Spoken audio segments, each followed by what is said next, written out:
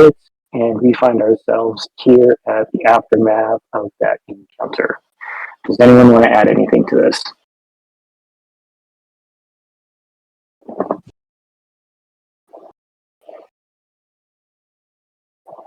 All right, and nothing. We will start our. I can think of. Go ahead. There's nothing I can think of. We saw hooded figures roll up on us after the T-Rex died. All of those who aren't inside of the mouth of a T-Rex. We did. That was. Thank you. I didn't remember. I remember where it left off.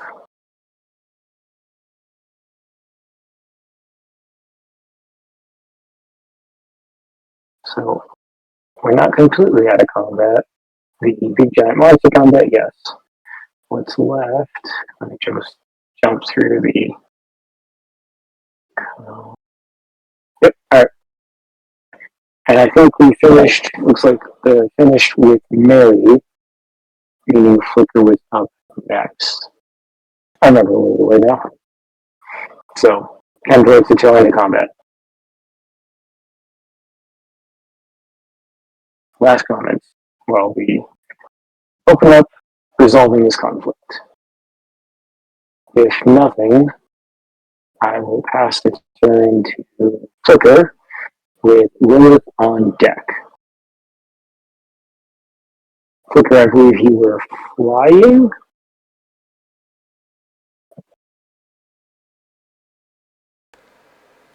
Probably. I don't know where I'm even at on the map. I will ping. You are here in this bottom right corner. Of course I'm in the middle of all the fucking fun. It's like, I remember this. I remember what I was doing now. Okay. I am going to take the attack of opportunity and fly immediately towards the rest of the group while commanding my little mushroom soldiers to help Gello and Flix out of the T-Rex's mouth, and then to form a line with them. Okay, so you're in range of one attack. It will try and slash at you with the dagger with an 8 and miss. Tough All right, nerd. and then you have control of the mushrooms. Yeah, I think they kind of work like other minion-y things, and I use my bonus action to command them around or whatever. And they move, like, on my turn, or whatnot. I'm not sure. I have to double check this. And then strength check to try and pry open the mouth. Okay, I'm gonna throw this spell back up in chat, just so, like, I'm on the same page, you're on the same page, we know what we're looking at.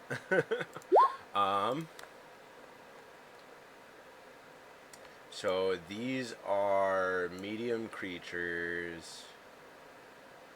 HP, AC, strength is the third number. So they have a just straight D20. Okay. And then I don't believe Yellow or Flix were swallowed. So and they have all their appendages, so they could probably help. I assume. Yes, Yellow and Flix are trying to get out of this. Yeah, I would have them come over here.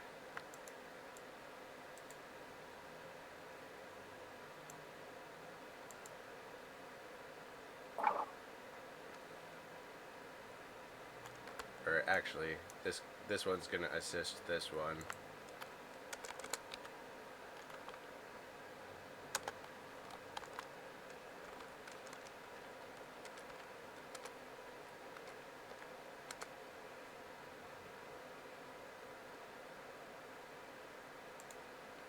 Alright, I see 3 mushrooms. Yes, I summoned 3 medium mushroom creatures.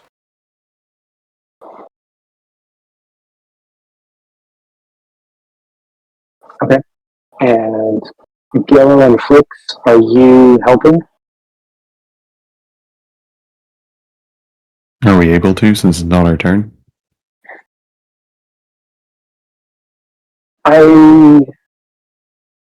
Yes, I see it as the mushroom's coming over to try and help, and you're there also pushing on its mouth to try and get out.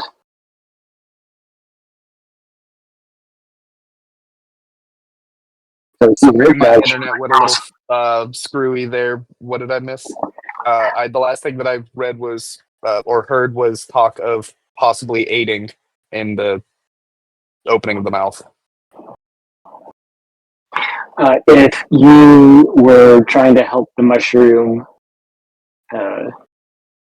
out by trying to open, what in the heck just happened?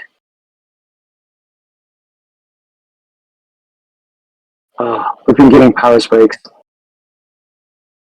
My computer and screen just flashed black. So I'm on my phone, so I'm okay there. At least talking wise. All right. So I was going to say what I was having everyone do who's grappled is if you take a act, or it doesn't cost you anything. You're just helping the mushroom, kind of like advantage in combat, but you're helping the mushroom open the mouth that you're trapped in. Okay. Would I I make think mechanically it would be more the mushrooms are giving us advantage to leave the mouth.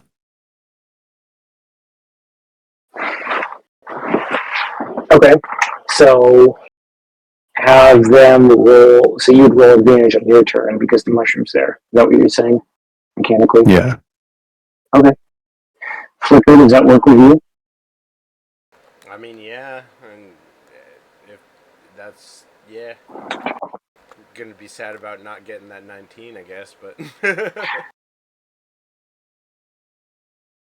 I mean, alternatively, they could just be holding the mouths open and we just crawl out on our turn.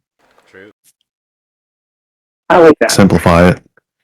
I like that. So with the roll of the 14 and the 19, they're able to both open the undead creature's mouth. So they've opened it, they got it open, so next turn you don't have to worry about using an action to get out. Fuck With yeah. that said, Flicker, is that your turn? So that's my movement and like a bonus action, right?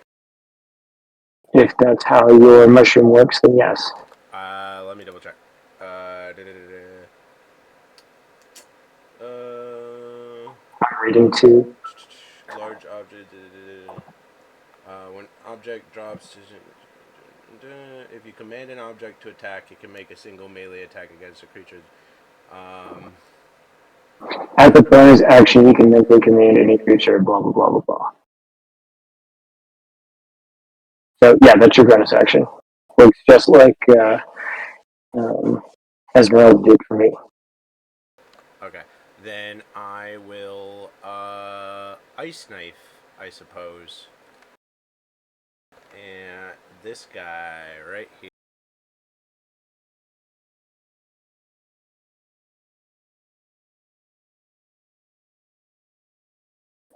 Can you ping again? I didn't see it. I had the 2 to the north and 2 to the south. All right, north, got it.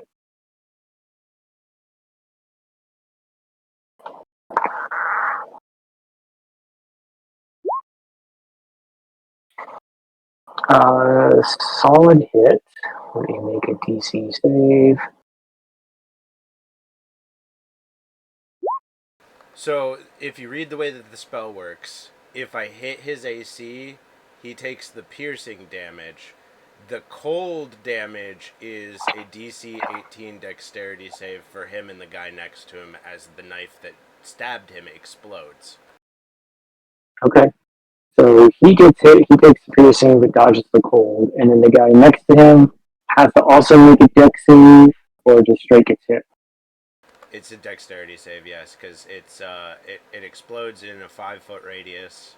So anybody surrounding the target that gets hit essentially has to do the save as the shards fly everywhere. Alright, so deck save number 2. So Fail. he takes the 22 cold. And he It's funny the guy that got stabbed didn't take it, but you know. them's the dice, right?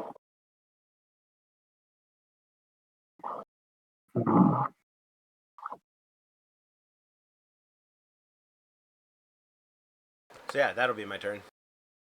Alright, so with that, you kill one of them, the other one is slightly injured. But when that one goes off, I'm going to do this.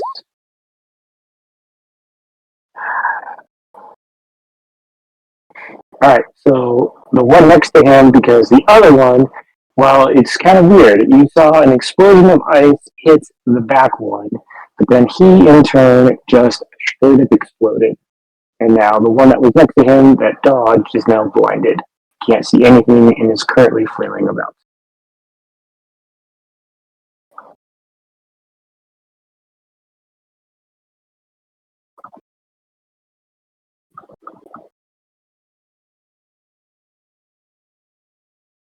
Alright.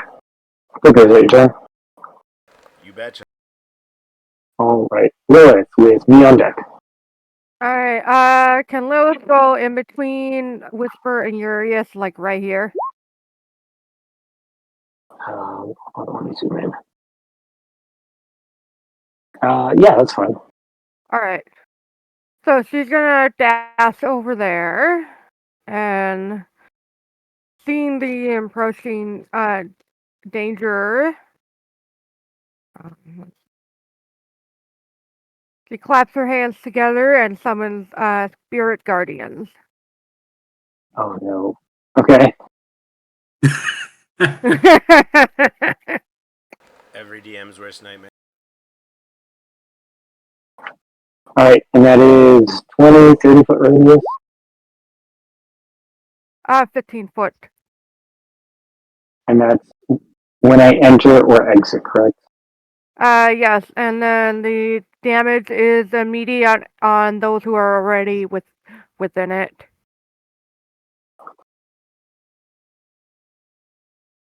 Okay, there we go.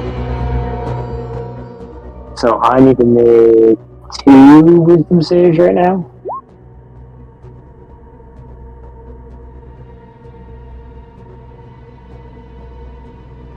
Yeah, it should be 2 wisdom saves.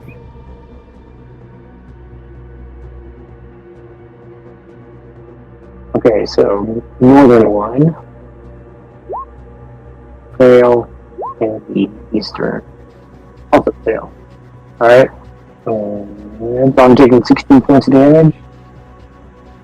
Yep. Okay, so how do you want to do this?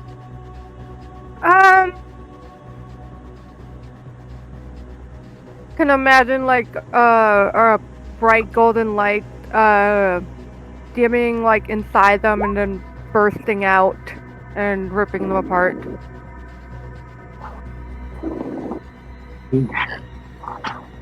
Okay. So as your spirit guardians suddenly appear and 2 of your combatants are immediately affected, both will explode as well with a bright shining light.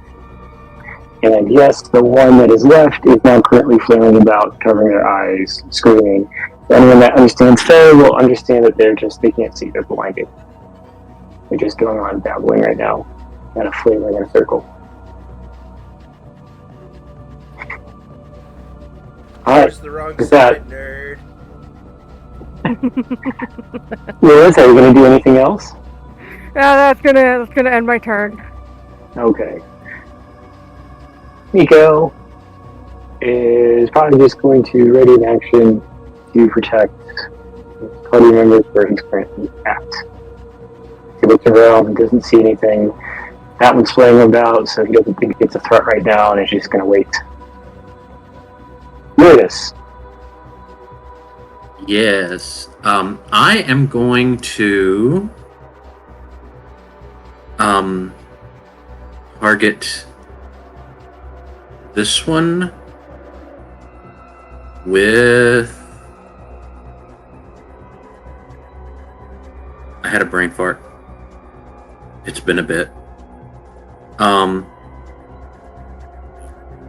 Psychic glance.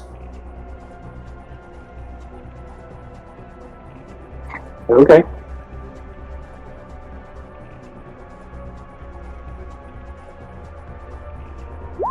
I'm waiting for it to save.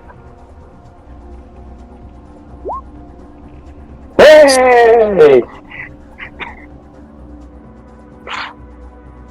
Oh, wait, hang on. I'm blinded. I don't. That might not affect the save, but let me check. Hold on.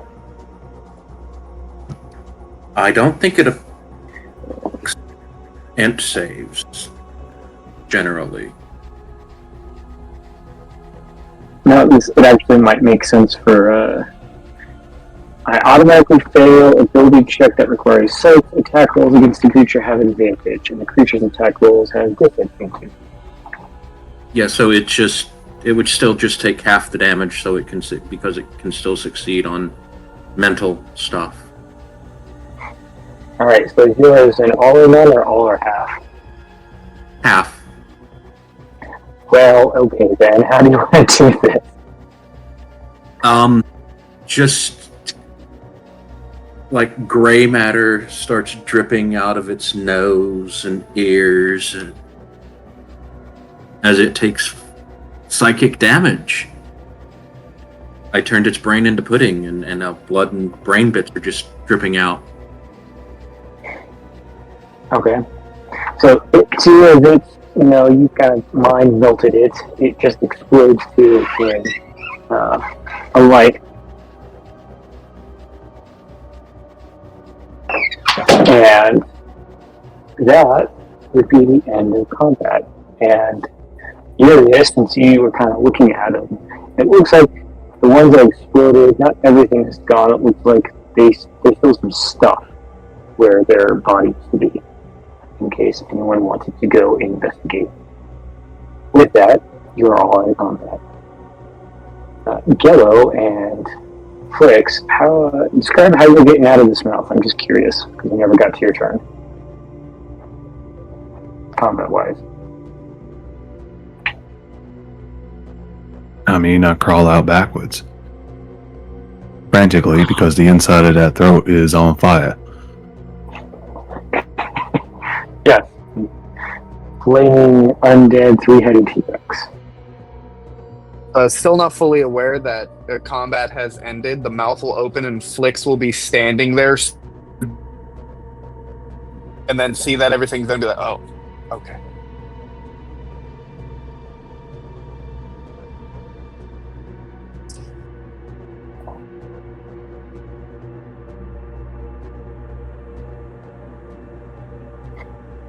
I'm gonna look at the hooded figures I missed out on. Are they Unseelie?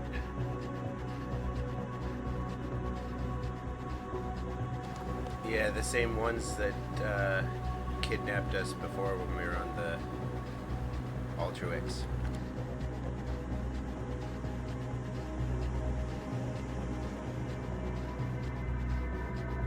Well, I suppose we should be hopeful they didn't send a messenger out to let them know that we are coming.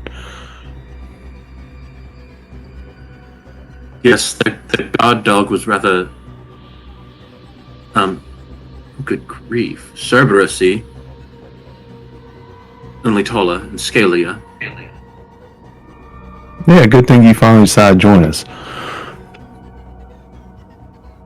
Sorry, got caught up in a little, issue. I remember this thing from the frickin' pyramid back in Altruix too, so who knows what they've got.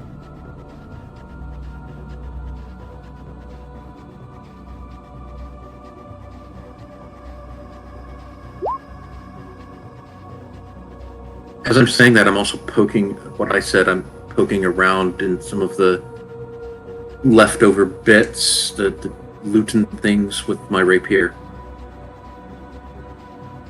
Shall we loot them?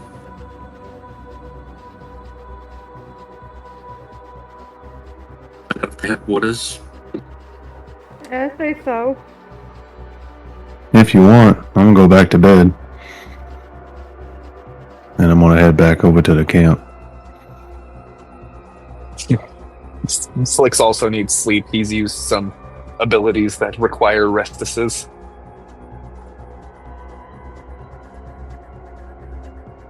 I'm down to take a first watch if somebody wants to take a second.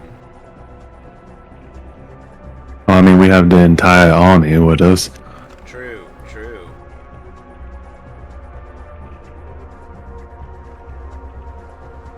I will also rest then.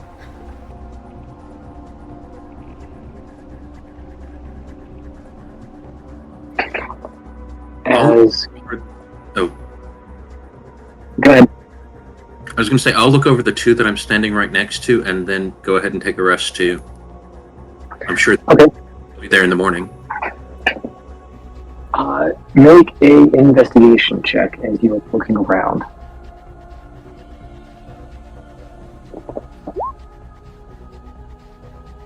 Perfect. As you poke around, there is no body left. It's just poof, vanished, exploded. It's got its basic leather armor. It has a black, kind of frayed, very well used cloak. You have a dagger, and then this black, round object with green fluid in it, bright green, like lightning green. It just rolls, and as it rolls, it doesn't explode, so you don't even make a dex save. However, you do notice that it has what looks to be a pin through the center neck at the top. I'm trying to describe a grenade if that's what I'm going after. As it just rolls whenever you poked at it. It looked like it was attached at its waist.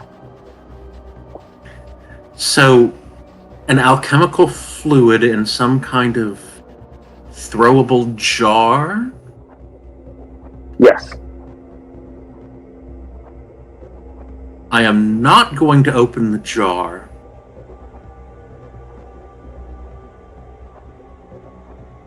But after rest, I might decide to try to find out what's in the jar without opening it if I can. Okay, so you're going to take this with you? Yes. Okay. And then you're going to, that was body 1. Are you going to do the same with body 2? Yeah, since they're right next to each other. Okay, so roll your investigation check for body 2.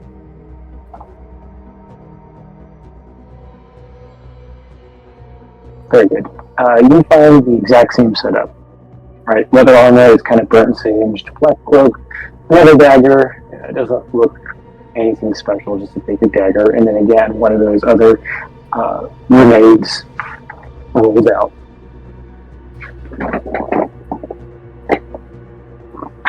So now you have 2.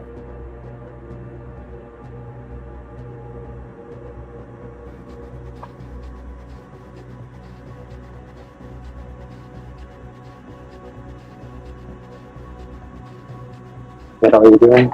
Curious? Yeah, for the evening. For the evening. Alright. It sounds like the rest of the party is headed off to bed, correct? I didn't hear anything different from anyone else. So, hearing no other call-outs, as someone already mentioned it, yes, there's an entire army with you. No, the party does not have to set a watch schedule. As the party returns, you see the caravan has encircled itself and put long spears out between vulnerable corners.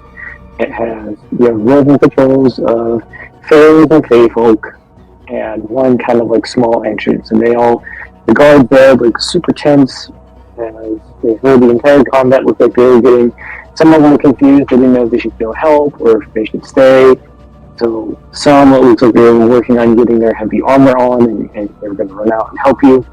Right as you walk through the forest, there's kind of that brief pause, and then you see the party, and you feel this big sigh of relief, and clapping, and screaming and hollering as you return victorious They kind of set aside a special area for the party that they can go straight into and just rest. And the camp is kind of self-sufficient at this point. Any final calls for anyone to do anything tonight as we move to the day of the morning of the next day? Go ahead, Lilith. Lilith was going to get some of the bodies together and lay them like in a neat row with some graves already pre-prepared dug for them. Okay, you're talking But about without them being in there. The last 4 that we fought? Yes. Okay. Not much. I mean, we've got some remains in terms of ash. So you can, this is probably one of the easier field funerals you've had to do, as not much to bury. As yes, you can absolutely go make a grave in accordance to the Unseelie's burial ritual and bury them. As you get this affirmation from Helen more and more as you're doing so, that you're continuing to uphold his values, and he is pleased.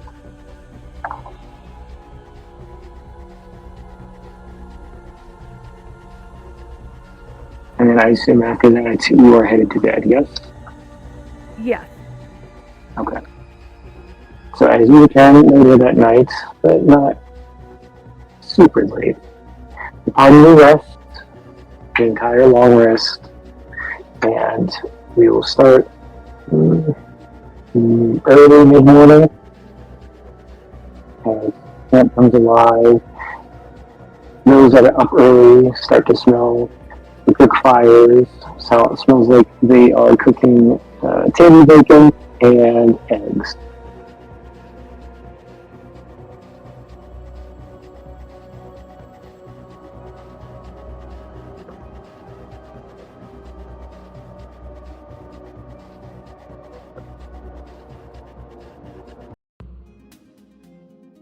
I will go back to searching the remains, or unless someone else has already gathered them all up, and get all of the what I suspect might be alchemical bombs of some sort.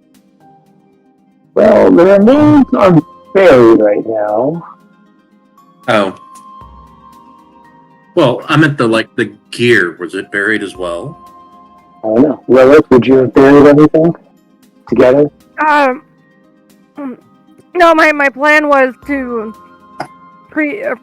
dig out burials for them so that they can be buried in them after we loot them.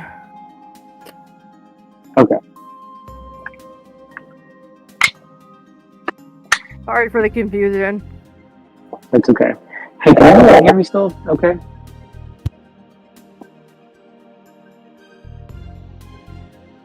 Yeah, I can. Okay. Clearly, one of my AirPods just died, which makes no sense to me because I charged them overnight. So I'm just rocking the one. So as long as everyone can hear me okay and not coming in any weirder, I will continue. I'm having all the technical difficulties today. Right. So yeah, since you left everything, I'll assume that the equipment that was not buried is kind of left there at the gravesite.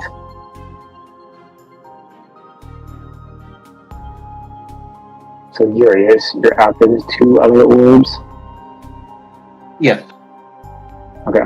So you go to the gravesites and then off to kind of like under the tree, you see the leather armor and the cloak, the 4 cloaks that they had. They're all kind of folded and just kind of put under a tree. I'm not sure what to do with it, so they just kind of left it for anyone that needs it to take it. And there you see those 2 green orbs just kind of tucked away. So you can grab those 2, so you'll have 4. Now, what are you doing with them? I will begin examining them, see if I can figure out what specifically they're meant to do. Chemical-wise, at least. Okay. Are you using a spell, or are you using some sort of toolkit? Research? Like how? Explain to me how you were inspecting these things or investigating. Well, if they're magical, I can ritually cast Identify and see if there's any magic to the alchemical formula.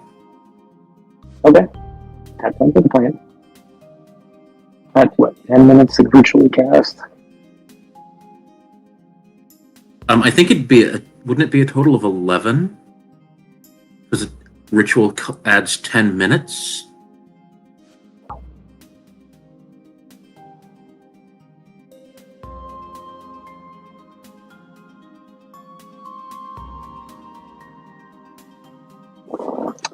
This is 10 minutes, so that's fine. We'll go 10 minutes.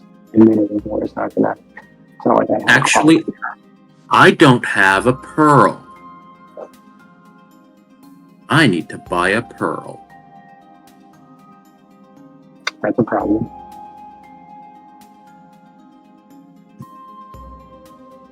Unless someone has a pearl necklace.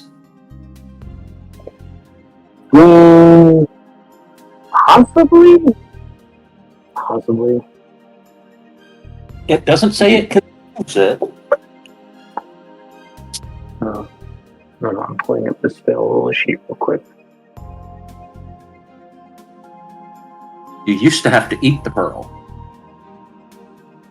And an owl pepper. I assume an owl pepper. Thankfully, you don't have to anymore.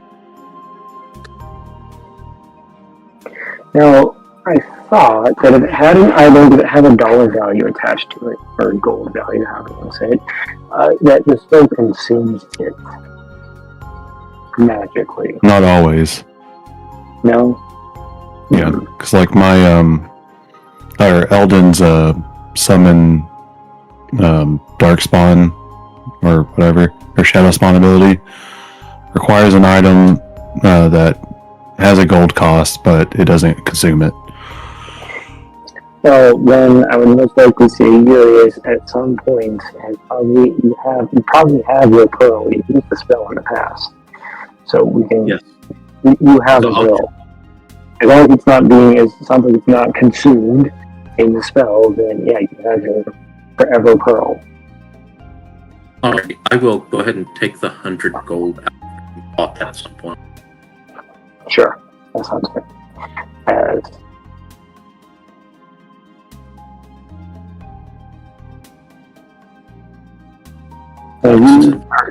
Go ahead. Ritual. Yeah.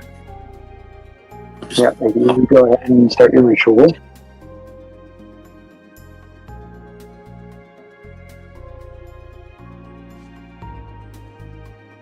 Go ahead, Gary.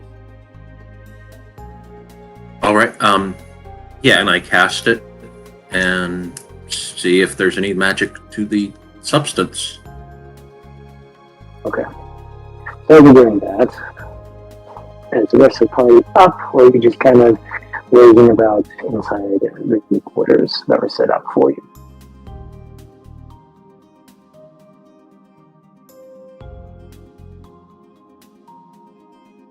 Huh?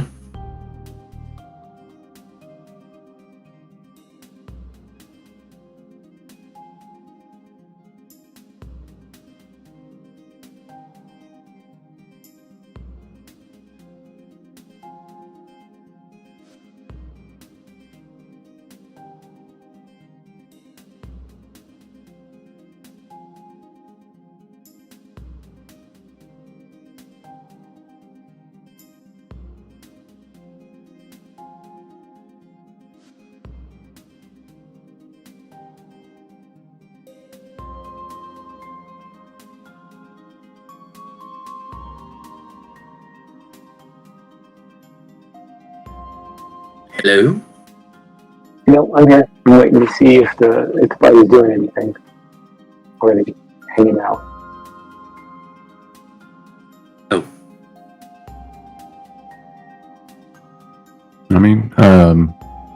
Gallo's just antsy, ready to go. You had described that people were sitting down with bacon and eggs. I think that like before everybody gets up, I'd like try and go around and like bolster morale or whatever's ahead. Okay. And just kind of You shake hands and pat backs and whatnot. as you make your round, you see that some of the trained soldiers kind of give you this very how do I phrase this? A pleasantly surprised just look at, oh wow, you're actually coming out and care about me type of look. Right? That you are genuine in what you said, what you're doing, and that you're down here in the trenches as well. You're not, kind of in the back, that stereotypical royal, like, well, you're in the back of your state, but no, you're up here in the front line, putting your gold where your mouth is. And so you see everyone else as they like kind of pass each group looks to the other groups like, have you seen this type of a thing? And they're all watching you in a good way. I'll just be like, I appreciate y'all doing your part. There's some craziness ahead, I'm sure. Who the fuck saw zombie T-Rex coming when we started marching? But we're all still here. Some of us a little more chewed up than others, but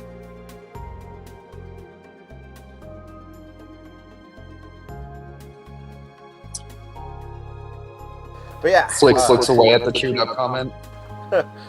This is what I'm talking about. Like, it's time for change. You all hold value here. So, thank you for doing your part.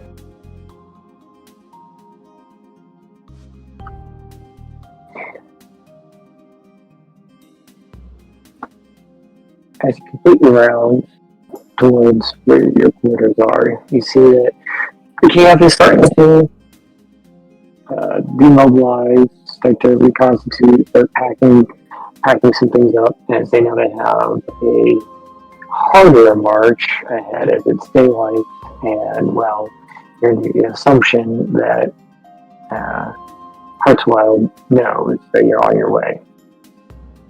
So there's some caution now, and kind of this sense, this pressure, this sense of urgency that, hey, we're gonna get there like now-ish. Any final calls before we start marching out?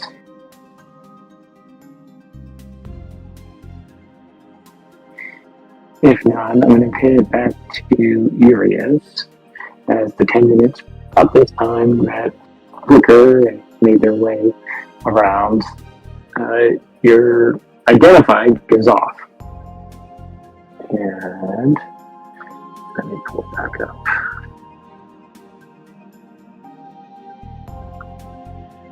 So the all pain is magical. And I'm going to reread this real quick. We need to get further information out of it.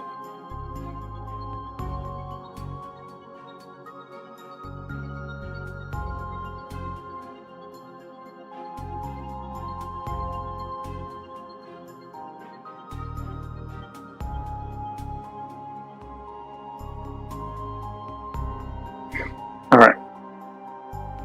I'm going to send you a message via Discord. Okie dokie.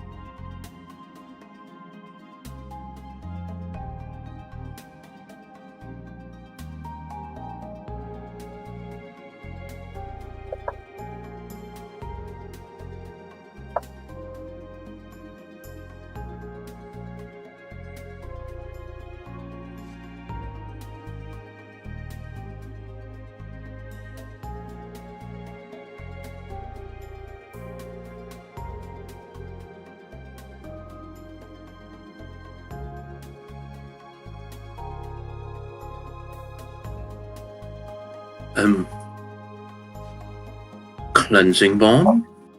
Hold on. I'm still typing.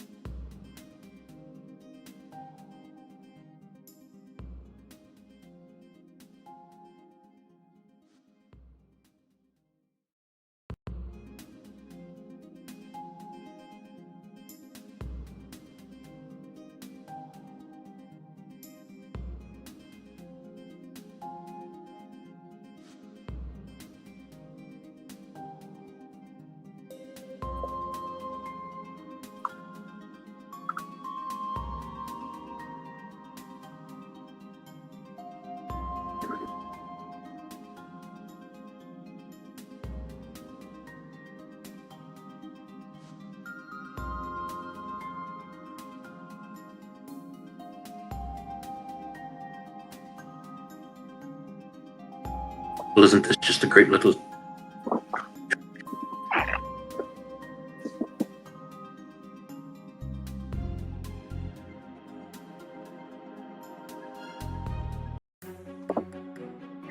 Okay.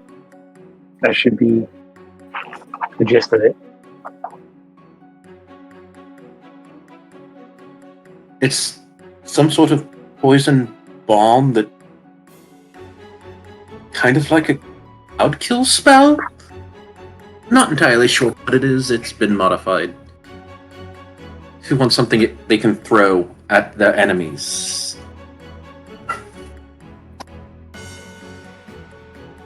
That looks to be a little more up your alley, and I pass them towards Gello.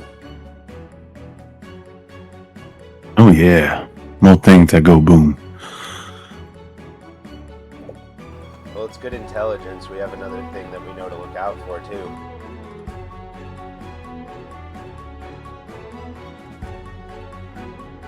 I hope someone brought a lot of legumes. We're going to need some gusts of wind, if these are used against us.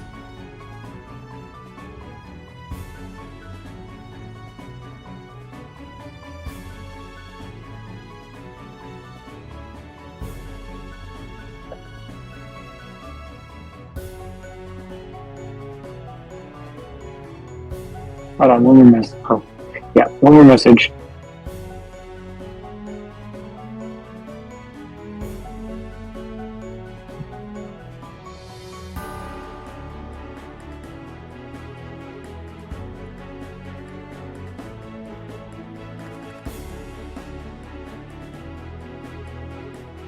Ooh, ooh, ooh.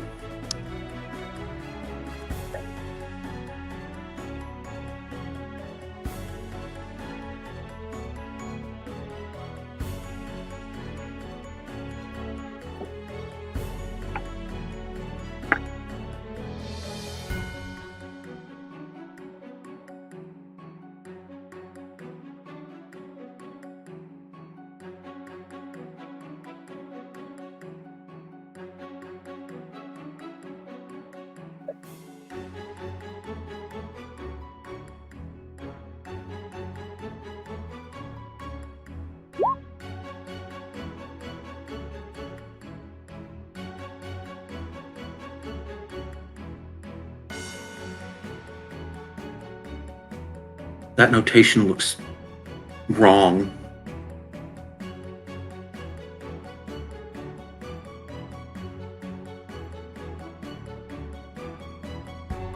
Like, it does not. Did a Kuotoa write that?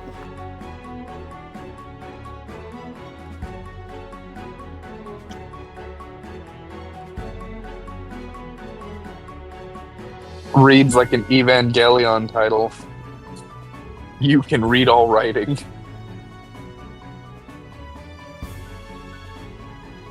Yeah, I forgot. I knew one of you. No, Mary could understand it because of the necklace. How is yours printed? Out of curiosity, I'm trying to remember. Oh, Urias has, because of, I'm assuming his connection to Urias the Elder, has the Eldritch adept ability to read all writing. Eyes of the Runekeeper.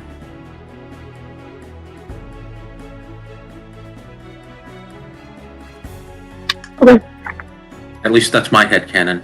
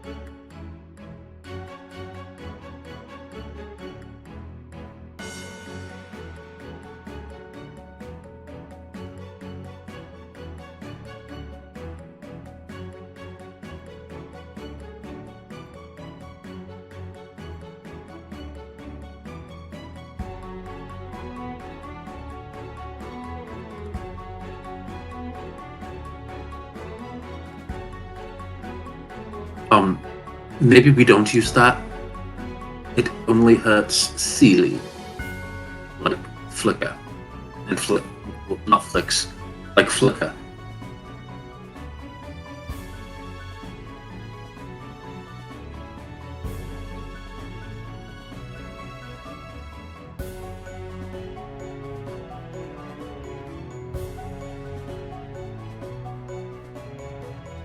So as you, Muriels, are talking to the party about it, do you show them what this is?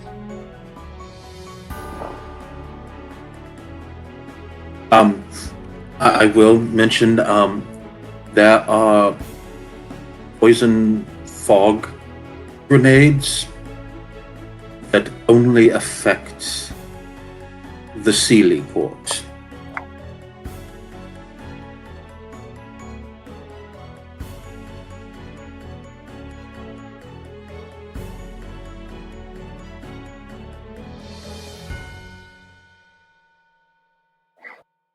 So do you bring one out and show the group? Well, I passed them to Gello. I'll let him show them. I'll just notice the back of one as I'm turning it over to him and go, oh, well, shit.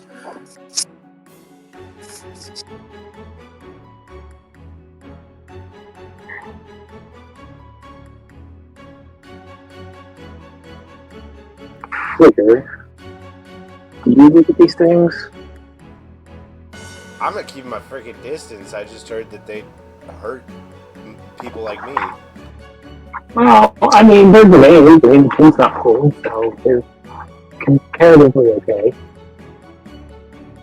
However, this may recall the memory of why I asked if you had your gas mask with you.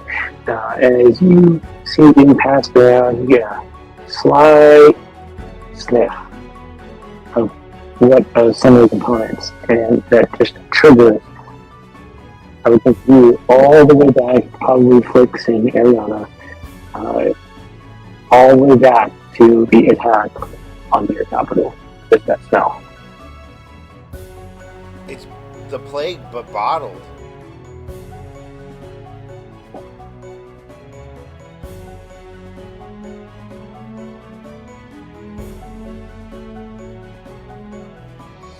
Yes. Yes, it is.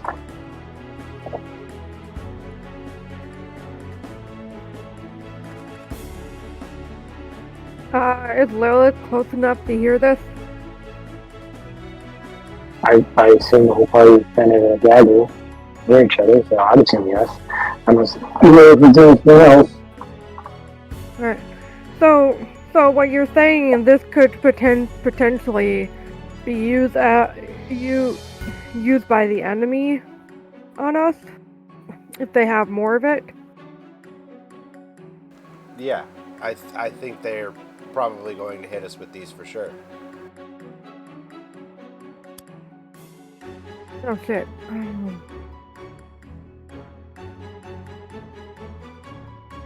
Lilith is just like sitting there thinking, trying to figure out what they could be tactical about this, as she's having a hard time.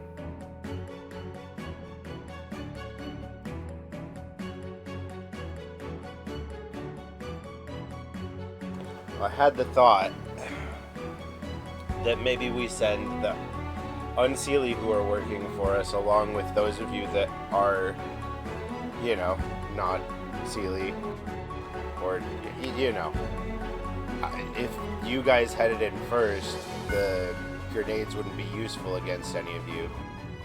But, I mean, like, that's a big ask. I mean, as long as it does not affect us, which from what it sounds, yeah, it would be smarter for all the non-Seelie to be like in the first rows, I guess you could say, of the army. And that way, like, someone could rely on the message that they used all of these potions. It's a big what if, though, because it's like, are they going to use them against you? Like, it really comes down to whether or not they catch on to the groups, you know, not being Seelie. Well, I got an idea, and I'm gonna saunter off into the woods where we fought the T-Rex. Well, he's had our best ideas yet, it seems like, so I'm gonna follow Gello. That. Not you.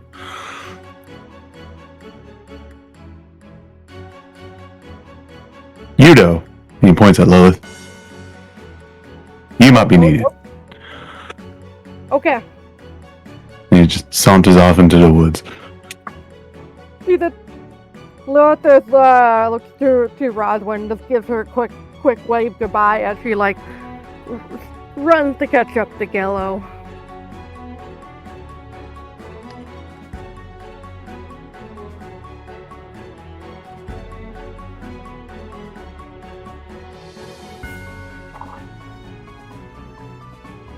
And are we a good ways away from the camp? Yes, as far as you need to. But the T-Rex fight is a decent distance away. Alright. Someone would have to use some sort of magical means to try and hear it. Alright, I'm gonna turn to Lilith, grab her by the arms, and go, I'm from the future. You all fell, the war ends. I'm just kidding. Stand back right over here. I'm gonna head over there. And I walk to over there, grab one of these things, and set it off in my hand. Shit, like, Lilith is like taking a second to come back from reality from what just happened. Okay, so you pulled the pin on one of the grenades? Is that what I understand correctly? I'm setting it off in my hand. Yes. So as you pull it off, you see the cork spring out, and this gas just starts spilling out, kind of like a smoke grenade. Covers you, covers Lilith. Smells like weed. I wanted to move far enough away to make sure I was the only one affected. Okay, that's easy. My apologies. So yeah, a little bit far away. You're both getting soaked, but you inhale it. Other than weirdly smelling like kind of wheat going bad, nothing happens to you. No save, right. no. They're like not eating my flesh, but touching your body. Yeah, you're still corporeal, right? Like nothing. You're absolutely unaffected. Yellow, do we need to wait for another 5 minutes or so? I fall to the ground and be like, "It burns! It burns!" She like just goes over to him and like In the cloud of death? Oh no. She like just at a distance, kind of like pinches her nose, like I know you're not, I know you're not burning, man. I think I'm starting to see the pattern. Oh, you're no fun. I get up. No, it doesn't affect us. I'll blow some in her face. God damn it. Ooh. She like covers her mouth and like just starts like praying to Kellenborg for apology. Just no response. Like, Killenborg will remember that. Hello, however, when you glow onto the fog, you notice that you don't use a lot of force on your breath, and all of it just moved. Not just some of it, like as you were breathing on that area of fog, it was very easily pushed and like just wicks right off of your body, whatever part you were blowing off. Does that make sense to you? Oh, that's not good. And No, I'm gonna step out of the fog, pull away. Now, for my next trick, I'm gonna pull out my flint and steel and try to ignite it. okay. Nothing. You're just sitting there, quick. Like you're making sparks. You're absolutely sure, but it's not reacting to gas. Well, shit. Okay. So it appears we have a fog of gas that will, from what it sounds like, kill Unseelies. We're not affected by it, but it appears to move quite easily and blow it in the opposite direction of camp. And let me go ahead and mark a long rest on my sheet so I can do this.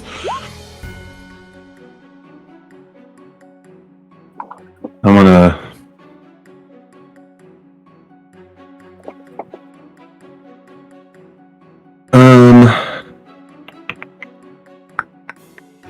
yeah, I'm not gonna need it. I'm just gonna cast Gust of Wind and push it in the opposite direction of camp. Okay. You cast Gust of Wind. Instruction is in the opposite way. So Yeah. with the same clarity, we'll go due north, and you step back, position yourself. Well, okay. In the direction further into the woods, with it's clear it's not going to end up coming out of the woods and like settle onto some silly town. Of course, it's mostly uninhabited out here. In terms of towns, even the backwoods towns, kind of like in a no person's land. And your gust of wind takes it. You can see it dissipates as it just disappears and slowly starts evaporating. And over the next few minutes, less and less of it is visible, and it just kind of evaporates into the air.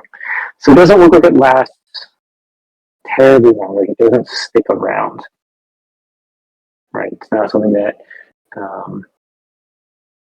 is just going to lay there and just to sit forever. Okay, well then that's good.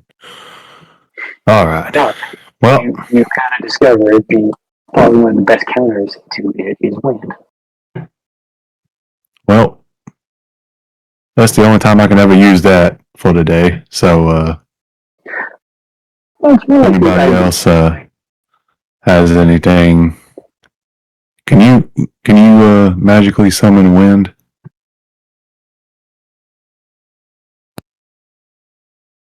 Me? No, I was talking to that tree right there. Okay, that took me a second. Lilith, like, sighs.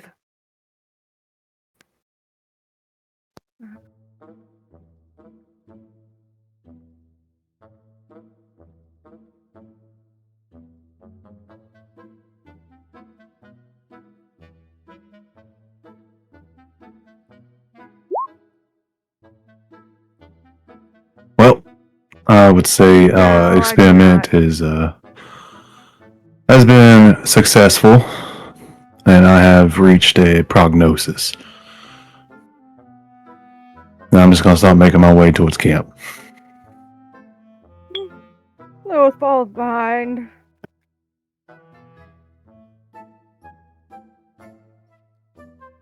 Does Lilith still have time to adjust her spells for the day? Yes. Okay. So while you're on our back reviewing your the spells and what's available to you, I was going to. So Flix, how much do you know about chemical warfare?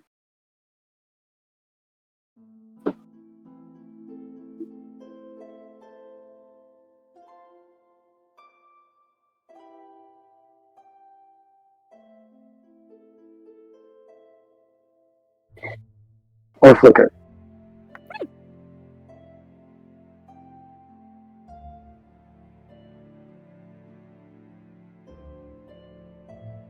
This is a new type of combat for you all, or have various weaponized spells like this before? I mean, outside of aforementioned Cloud Kill, I think this is pretty new. It's definitely never been an area of interest for me or my character. Okay. I kind of figured as much. But trying to use some military, again, trying to develop our own favorite, maybe not scientists created something before, and the military is trained on it, so that's why I was asking both you and or Flix if perhaps there was a possibility you went to some sort of lesson training on it, lecture, I don't know. Yeah, I don't think Flix would really know too much about that type of stuff. He would probably like look down upon using something like that. There's not a lot of honor in throwing a ball of poison at somebody and then watching them die.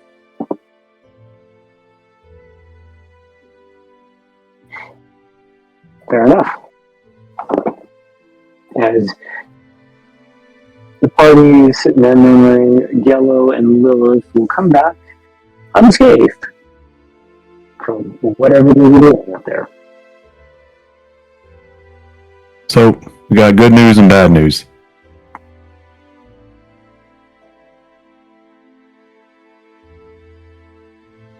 You're going home?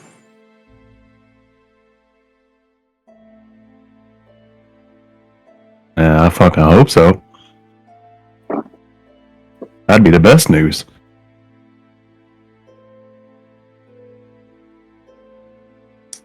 Why don't you hit us with the bad news first so you can soften it with the good news?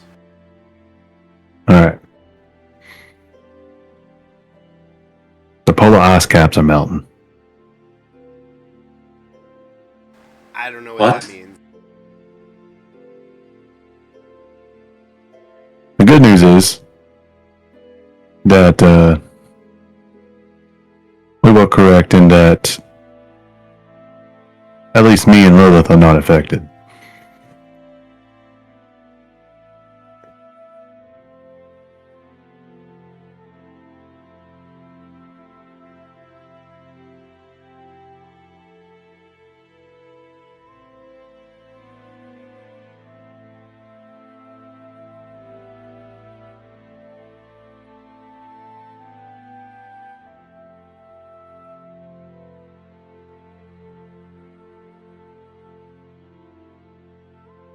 That is good news.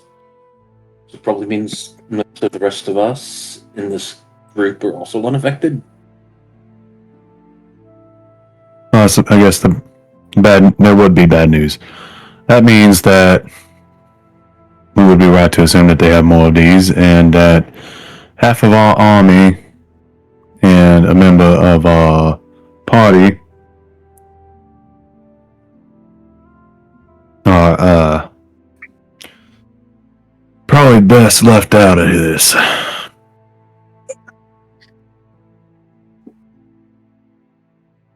Which lowers our numbers quite a bit. So what if we send those of you that aren't affected by the bombs in first, but we use something to disguise you all as Unseelie? And then we just hope they throw everything at us all at once. Why Yes. not have our Unseelie wear Unseelie clothing, and our Unseelie wear Unseelie clothing. Send in the Unseelie first in disguise in a first wave in disguise as Seelie. Hopefully, they would use a decent amount of it on, and maybe we could get a good fight in before they realize it's too late.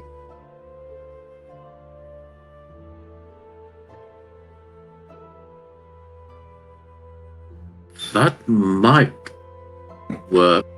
I look around at the army. Do the Seelie and the Unseelie have any distinguishing differences other than attire? Their wings.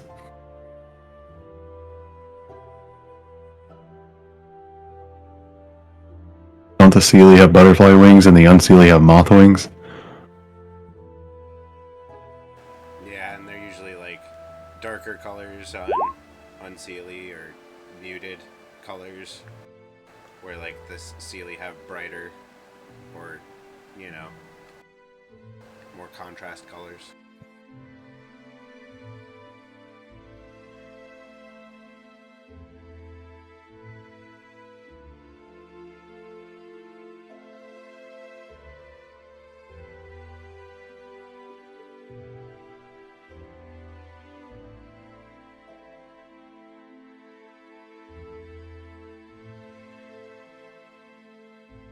I still think we should still try with the, big rosewind in the sky strategy and try to convert as many as we can. Yeah, and that gives me something to do while I'm out of the fight. We could also Yeah, I'm try with to Yellow use. on this. We could also try to use some sort of illusionary magic on those of you who aren't Seelie to make you look like you're Seelie. I'm sure there's people around that can cast such spells.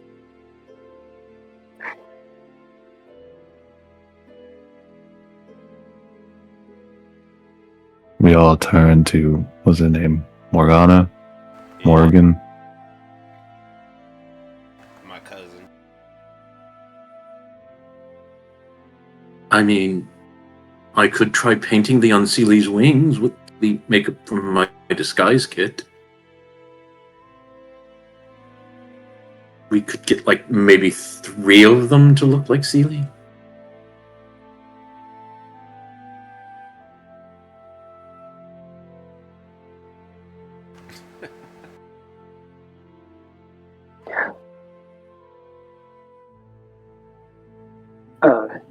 Miko will pop up. What about Suki? What about what? Our friend! You're the dragon! You're the Mirage Dragon, right? Correct. Isn't there a Mirage spell? As he looks up trying to recall. Is our dragon friend nearby? Yes, Dragon Friend is just kind of chilling. Yeah, he showed up the day before. Him and Nico were playing. I guess I'd look at him and be like, do you have a solution for us on that front?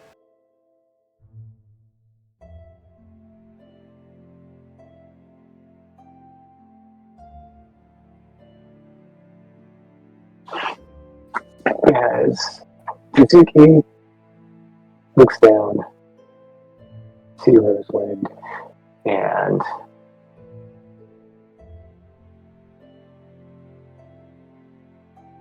he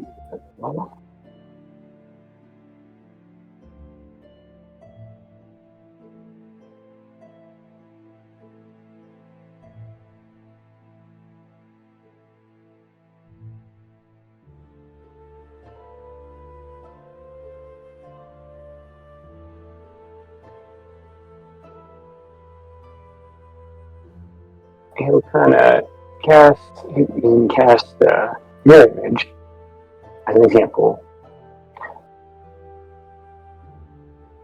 Looks to you, Hooker.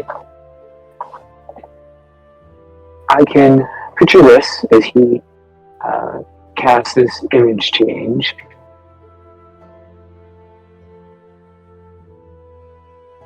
But I can manipulate the terrain, what it looks like, what it smells like.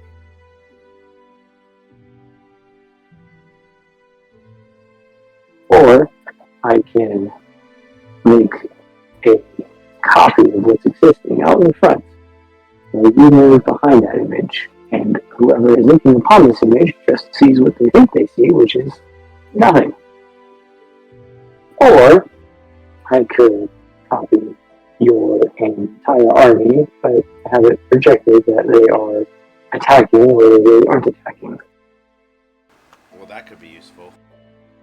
But picture, I can do this to a length of an area of up to 1 mile, 1 square mile.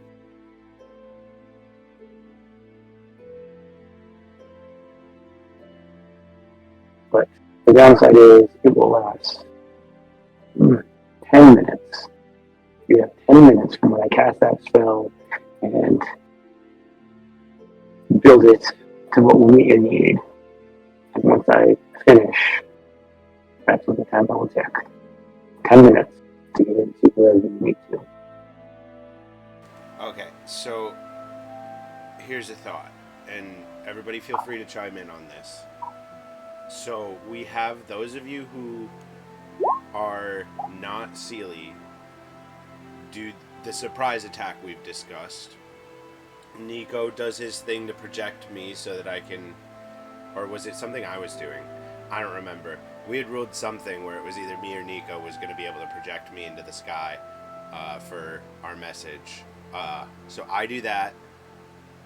You guys do your surprise attack because the bombs aren't going to affect you, and our mirror friend projects our Unseelie allies with you all attacking.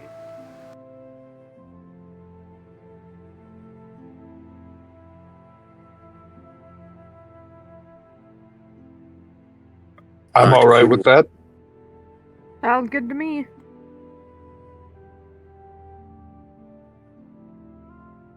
As long as me and Nico still get to ride the wagon of doom.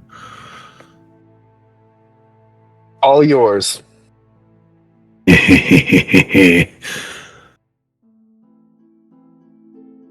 truly appreciate your help and everybody willing to go so far to help me. I do have a question. After the battle, could I at least bury some of our enemies? Like, yeah, they're bad, but at least they're the respect of being put in the dirt, even if no one likes them. Well, it's part of your contract that I wouldn't do anything that would upset your god. So I'll make sure that even if it's not us, they get seen to their, final resting places. Thank you.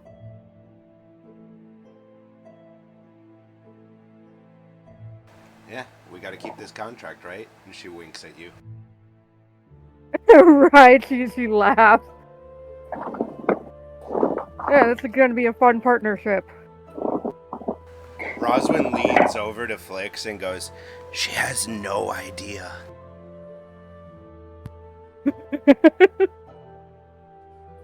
It would definitely seem like it.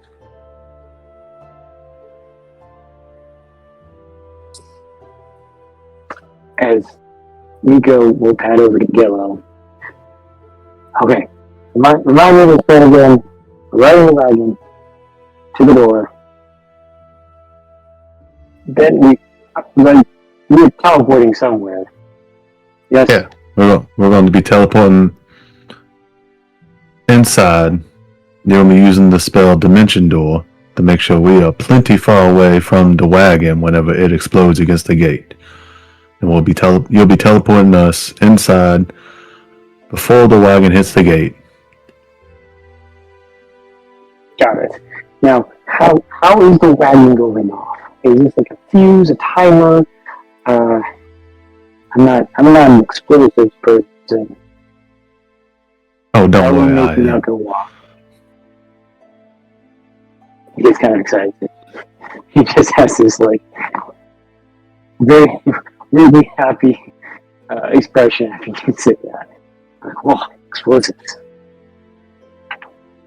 Well, I mean, it's all just a bunch of TNT, yeah? So we're gonna light a fuse on one of them as we're going down the hill. And it'll go off whenever it hits the door, setting everything else off, and boom. And that'll be the signal for everyone else to light their charges and cause their explosions. And he looks to Rosewood. So we're going in the front. Where is the Sealy going, and then where are the Unseelie going? Are you attacking the side, or are you get to determine this? Well, the cave is on the eastern side of everything, right? Yes. So maybe you guys are coming at the front gate, which is to the south, right? Yes. Okay.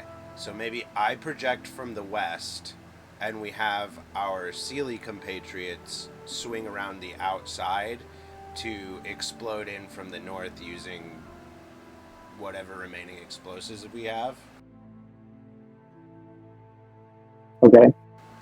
And we have the Mirage army go in with the rest of the group following behind in the south for the first wave. So hopefully they use their gas bombs up on the Mirages and the people they don't affect. And then hopefully by the time that we have the Sealy come in from the north, everything will be cleared up.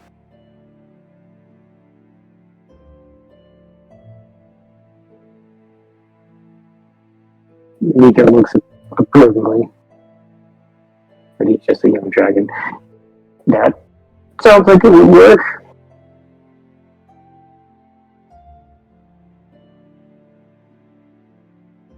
Okay. So we're moving now. We're flying.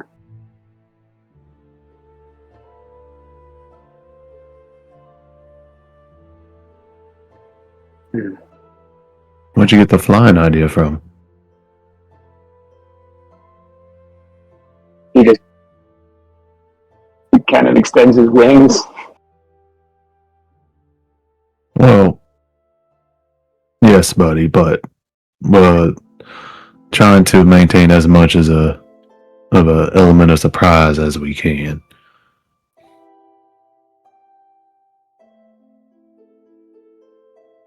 He just slowly closes his wings back to his body.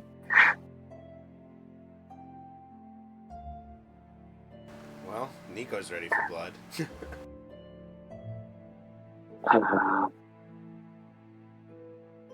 Right, and then there was that other thing, the dragon thing. That. How are we solving that?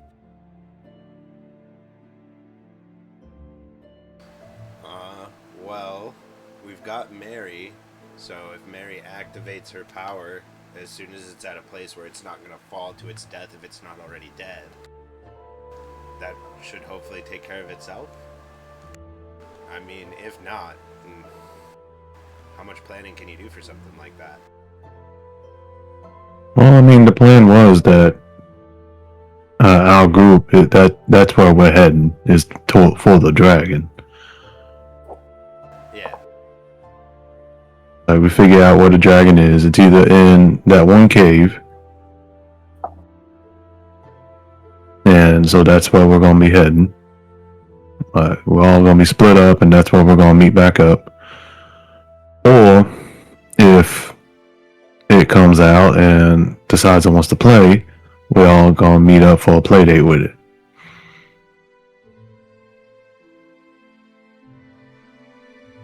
Yeah, that sounds like we're on the same page.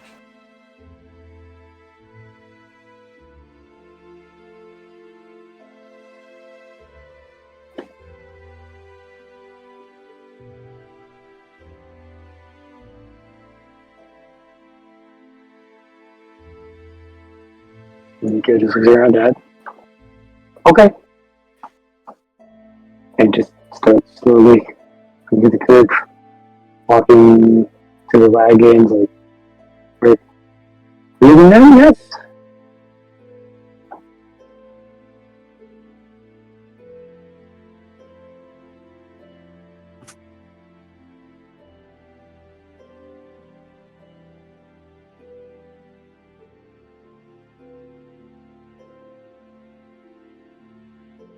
And he'll go, just kind of perch up on a wagon.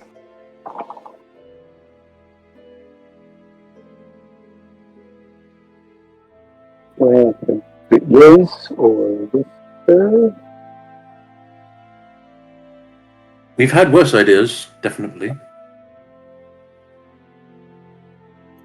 Well, if you have a better one, yesterday was the time. Well, I guess, a few days ago was the time to come up with one.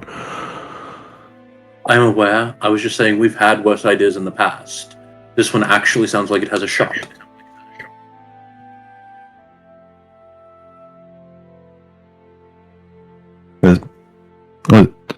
It's been a couple days since we left, yeah?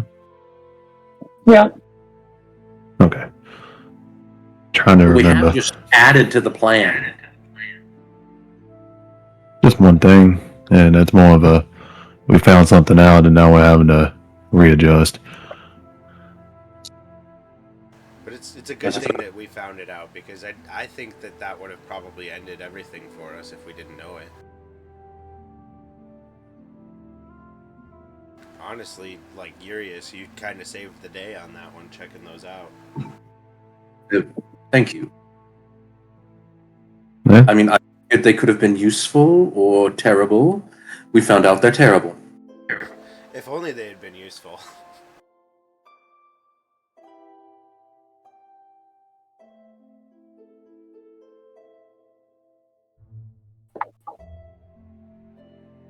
Well, Very true. see y'all on the other side?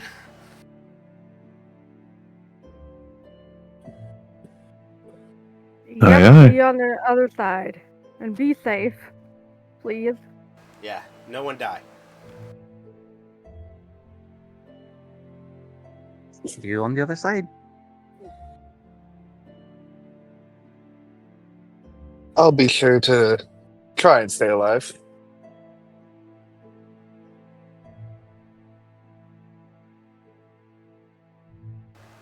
Flix, you're not allowed to die before your blade is at Heartswild's throat. That's an order, alright? He'll kind of like jump to attention and then bow his head. Can we amend that to you're just not allowed to die? Hey, we all gotta go someday, right? Generally. Just not today.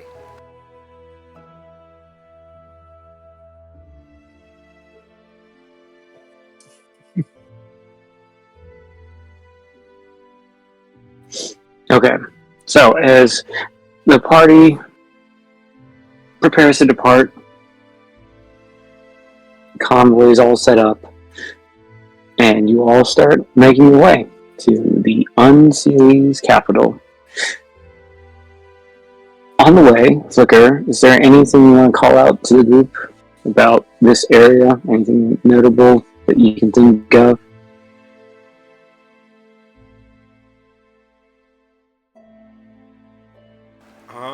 I mean, we've established pretty well that I didn't spend a whole lot of time here. So, I mean, if there was anything that I knew of, like, little hiding spots, I guess, because knowing me, that would be my jam, is, like, I got dragged here on political business or whatever, so I was like, oh, where can I go and hide? You know?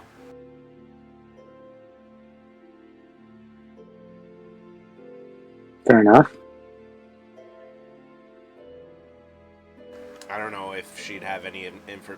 Like, I don't know that my character would have any information to supply otherwise of, like, layout that we didn't already have from maps that, like, Gello and stuff had been looking at.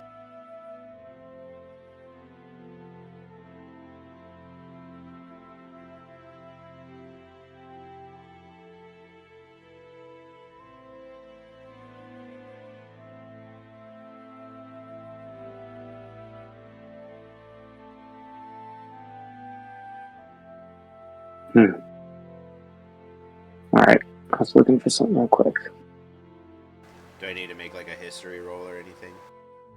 No, it's...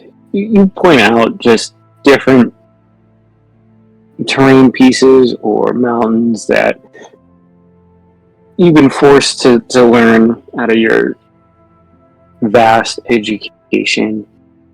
But nothing that's like, oh, hey, this is just, this is this... I thought was, like... There's a specific forest where, insert mushroom, or you spent maybe more than a little bit in.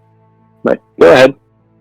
My thought was, like, I probably got dragged with my parents to like, the interior of, like, the Capitol building or whatever. So, like, if anybody is, like in the city somewhere, I'm sure I have, like, an alleyway I remember, or, like, inside of, like, one of the bigger buildings, like, little high, like there's a closet here that I, like, ducked into at one point, and, stuff like that. Someplace I went and smoked a joint while I was running away from my parents on fucking business.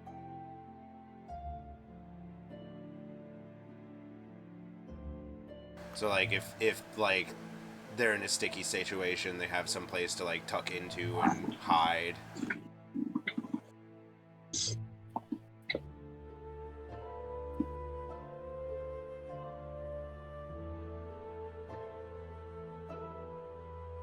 As you point this out, you notice that the terrain starts getting more and more depressing, more and more dark.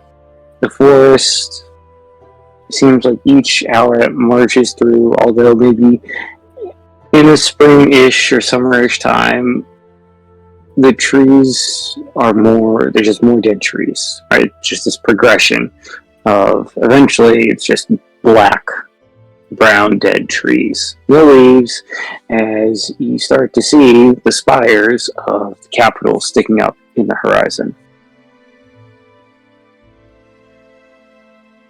Does it usually look this depressing? Oh, yeah. I fucking hate it here. My oldest self went for the whole vampire aesthetic thing, and he's thinking this is depressing. Yeah, the whole cycle of, like, life and decay and shit, they're, like, the decay side of shit. Death is pretty depressing now that you mention it.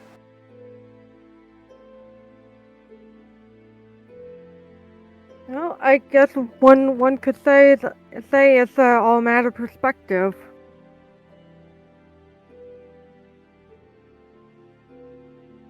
Through death comes new life, new plants, new animals, new creatures. It's always seen as depressing to everyone else, but to some it's comforting. To some, death is a peace, a finality, the end to a very long journey, and the final moment's rest that you've been waiting for. Wow, when you put it like that.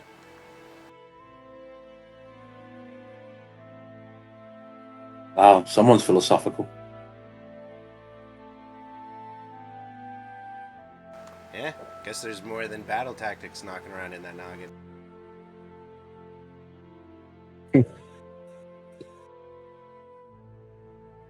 Something about old dogs and new tricks.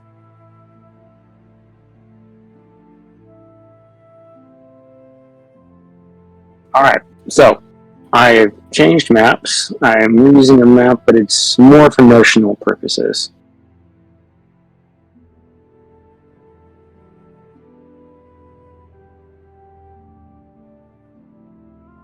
Because this is, yeah, this looks familiar. I couldn't find exactly what I needed, despite my efforts, and I just could not get it to cooperate the way I wanted.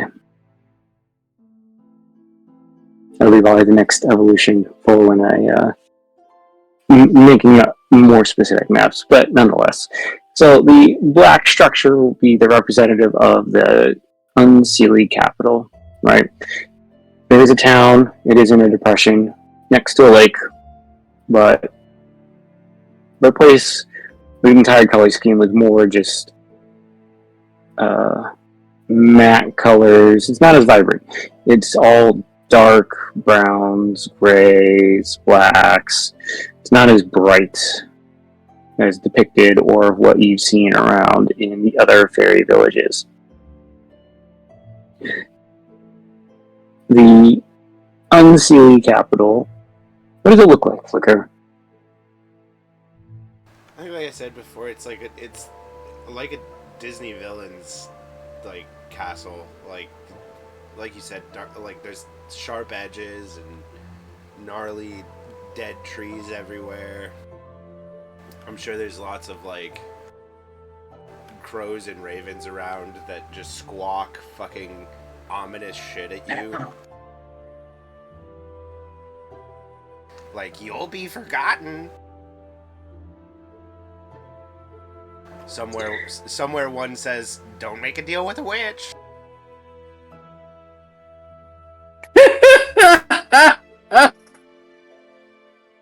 But yeah, like, whereas like the mushrooms in like the Sealy side of shit are like bright and colorful, like Amanita and like all of that stuff.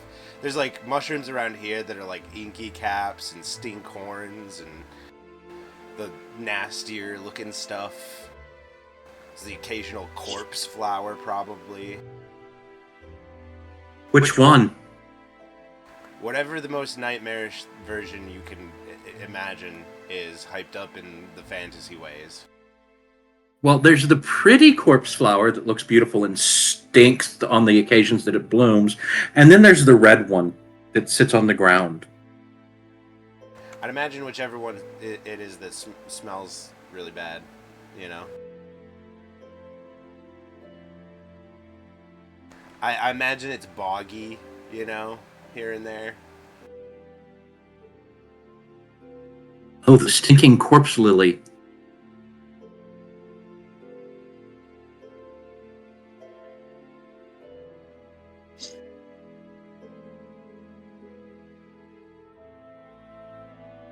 As the entire army gets to where they can make out kind of the capital, they can make out the town.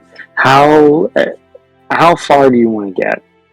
And then once you're within that range, what is your plan? Are you going to seek cover? Are you going to start mobilizing? Are you going to wait for the cover of darkness? What is the plan as this army marches towards the capital? Well, we don't want the army to be seen. Okay, so I assume then you have scouts up front that tell you, like, hey, you know, they're within a very limited visual range. Like the scouts are good enough to say, hey, this is probably as comfortable as they want to go.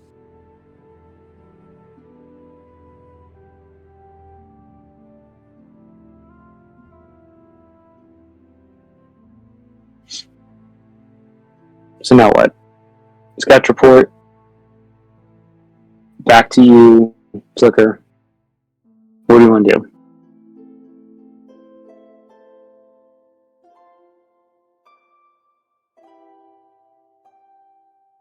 Well,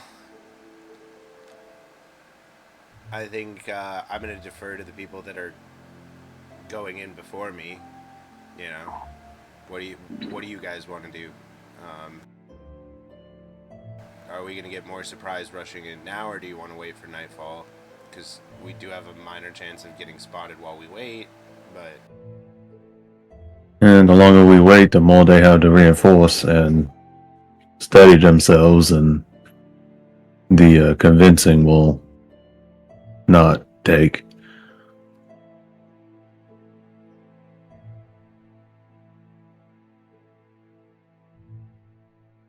I think your message will be better effectively seen during the daytime anyways. Yeah, it'll be a lot more of an element of sudden surprise now than later. All right. Well, I trust you all. Let's go kick some oppressor ass.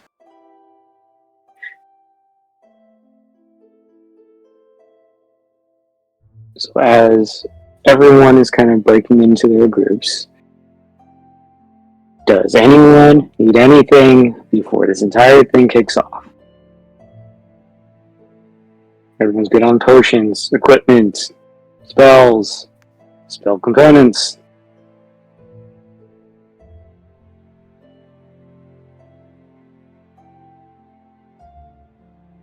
I'm good.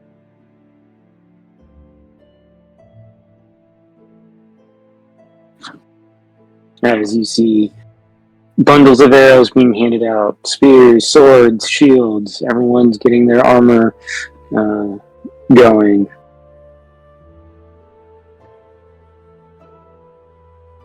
So as I let you chew on this real quick, what I'm going to do here on the map, as I said, it's going to be used kind of notionally. I'm going to set some things up to help guide what is happening. So first, I'm going to drag the carriage out. Alright, so again, I'm just kind of setting everything up so I can keep track of it all. So carriage is going to go through here, right? So through the front door. Then giant flicker is going to be coming from the west, correct? Yes, with the description you gave us before. Just before the battle starts, Lilith would like to cast false life onto herself. How long does false life last? The only reason I ask is like it's going to be a minute, so if there's a time on it, then you might It want to lasts for wait. an hour. Okay. Sure. Let me...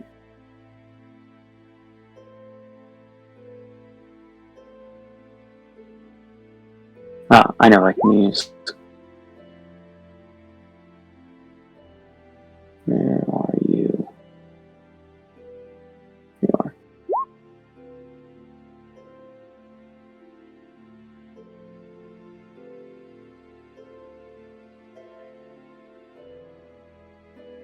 Okay, this will not let me... There we go. Alright, so, giant flicker. The party is coming from the east? Yes? The party's gonna be split up around the castle. Well, I mean, you and Nico are coming in up front, but everyone else, so Yeah. the Whisper, Ariana, like, so everyone else is coming from the east, correct? I was under the assumption that I was also going in the front. Okay, Well, if that's Because Nico can only teleport one of us.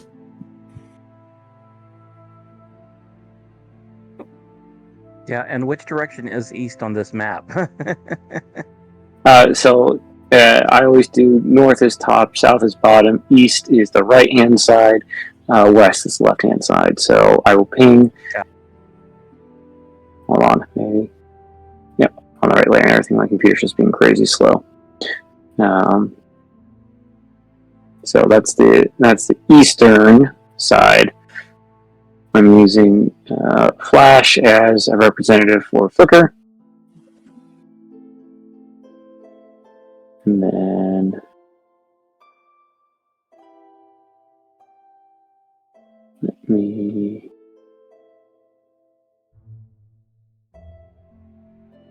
I'm not going to do what I want, so I'll just do this.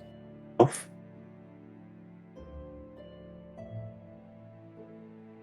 I just realized I was talking to myself. And then the Unseelie portion is coming from the north, correct?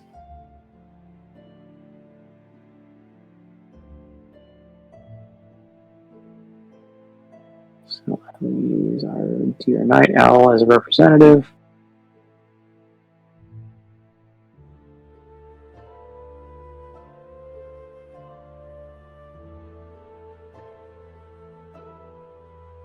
Where were the Unseelie kind of just making up one of the other sides? I think that we would. I think at this point, because the initial attack is going to be like the members of the party split up along the outside, right? So I figure we split up, like each person attacking a different point has like a group of the Unseelie that are working with us to, go with them or whatever. Since they won't be affected by the bombs. And then we'd have... Okay, so you want like each party member... Yeah, and then that we'd have Mirage forces with them as well to like make them look larger as well, like the Mirage Unseelie.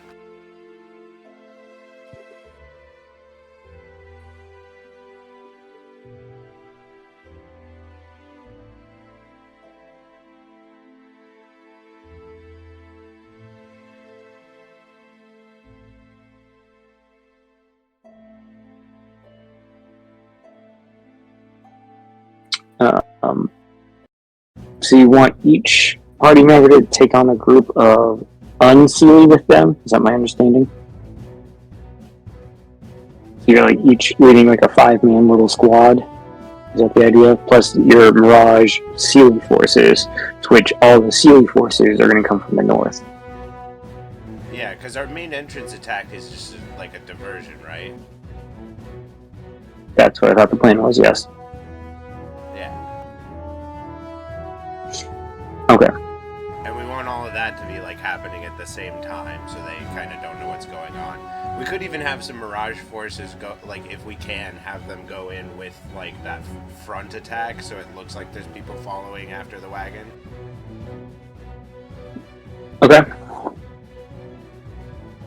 I mean, depending on what you're giving us with that.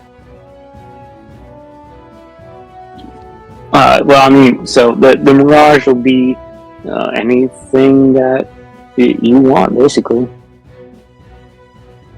And so you can have as many forces as you need to make it look convincing. Cool. So I'll try and...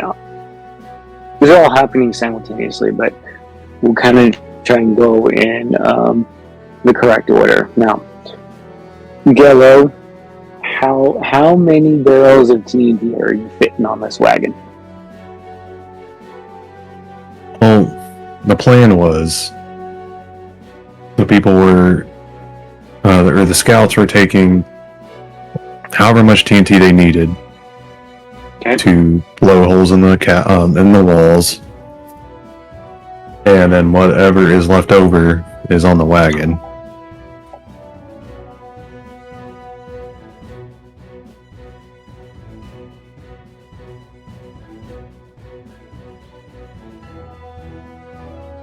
brought more than we needed for this purpose. I know.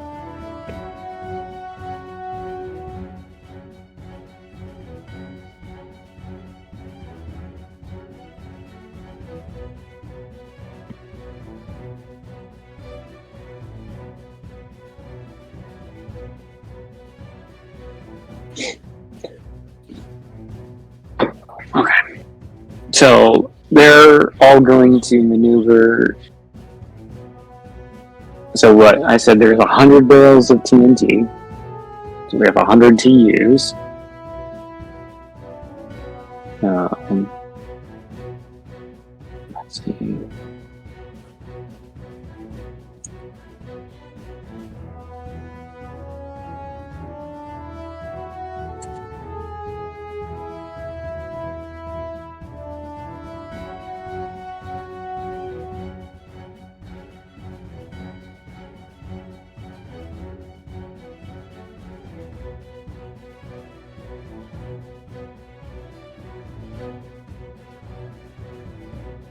Alright, so like 3 to 6 barrels can fit in that wagon. Does that sound acceptable to you, Yellow? Yep. Okay. As the other groups are maneuvering either a single barrel or maybe just smaller barrels, they're taking dynamite out and wrapping it in a bundle. So in terms of order of events,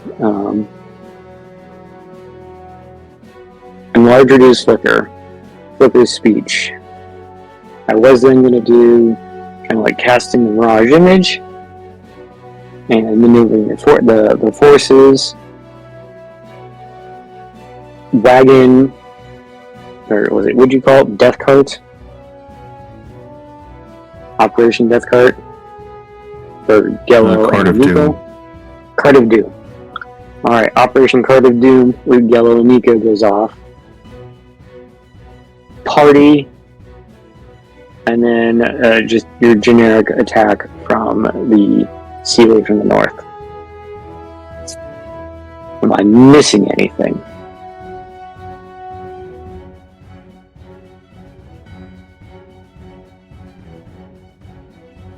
Trying to make sure we get this well thought out plan kicked off correctly. So, with that, here's what we'll do.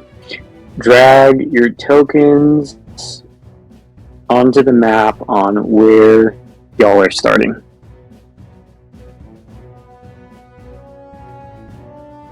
You can just visualize, again, not to scale. That's not the objective. It's just for positional, where is everyone? Now, as everyone's maneuvering in, you do see black, dead trees, but they're walking. They're walking around the perimeter. You see Unseelie that are armed and armored, performing patrols. You see the village, the village population of the capital going about their normal business, but it seems different, very more just aggressive, quick-tempered, quick to fight. You see pranks being played on each other ferry throughout. You hear some older-looking fae, it looks like a grandmother of sorts, talking about moon pies, and that they're for sale. Oh my lord. Yes, they exist Well, I here. wasn't the only one thinking that one. Moon pies! Don't want your nasty pies.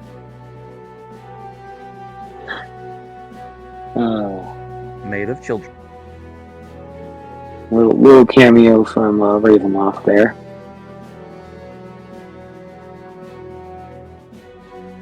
Alright, so far I see. I can get Nico out.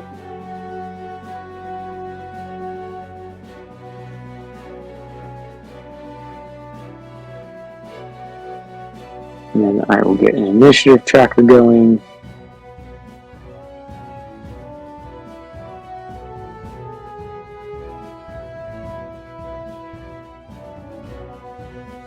Let me clear it first. Alright. Initiative is up. So you can go ahead and roll your initiative.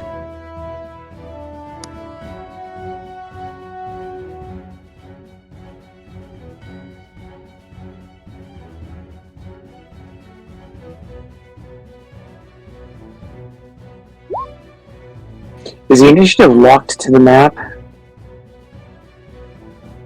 Yes. Okay.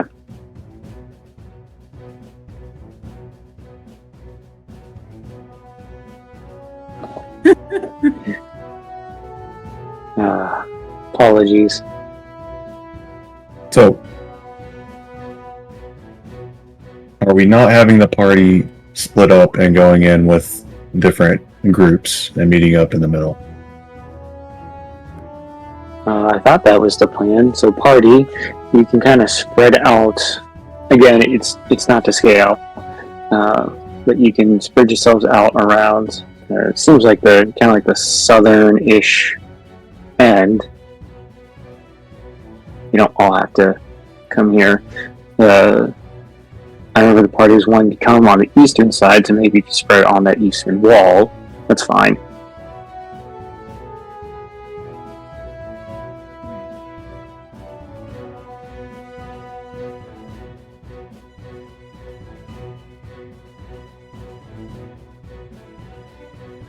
And I'm not going to drag a bunch of little tokens out for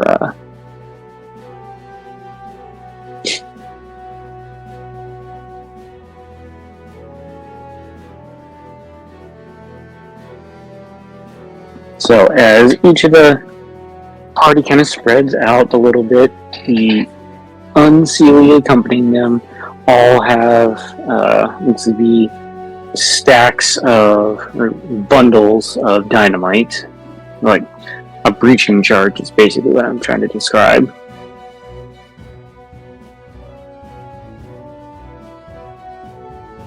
The Night Owls take their positions intermixed with the Seelie and Unseelie forces. I'll drag Morgan out here.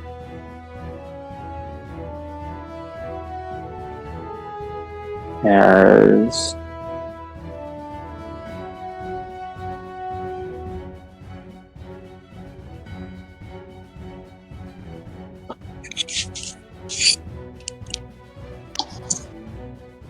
y'all can still hear me, correct? Yes. Alright. For whatever reason, my headphones decided to die, so now I'm doing this one. So, my apologies ahead. Not sure what's going on with my headphones. Probably I'm just cursed and they are dying.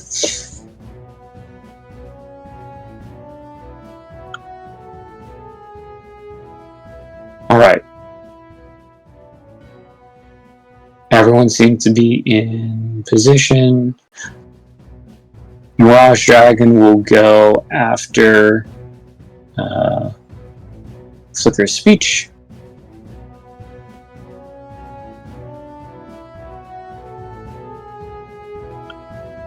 Yep, Nico's able to do it. So you can either do the enlarge reduce or what I thought was prestidigitation. Let me double check. I have prestidigitation. So the idea was that it was going to be a giant projection of her in the sky.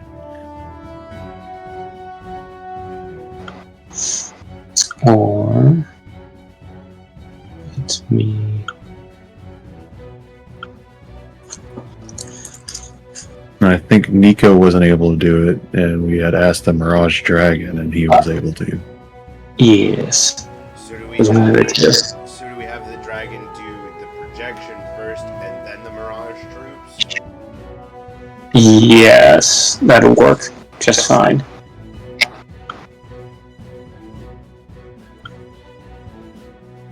Have them reel in, they won't know what's coming. Okay, so let me double check. think it was project image.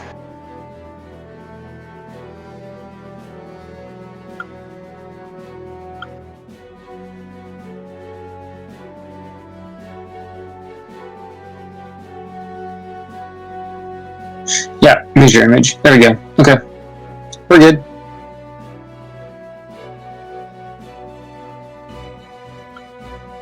So I will drag over here. Alright. Flicker, you got your speech ready? Let's do it. So the spell goes off, and a big blue So- flicker comes over the side of the building. Or did you have something you wanted to say? Sorry.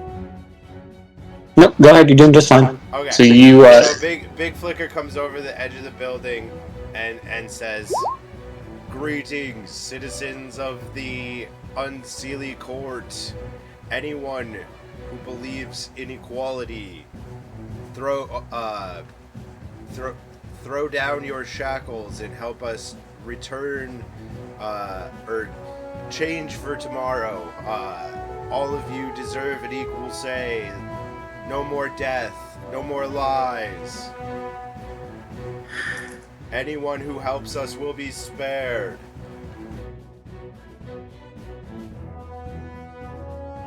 And I throw my hand up in a big fist.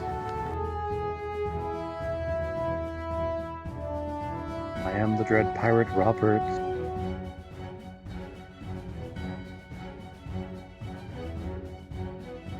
Sorry, couldn't resist. After I've read alright, make a persuasion roll.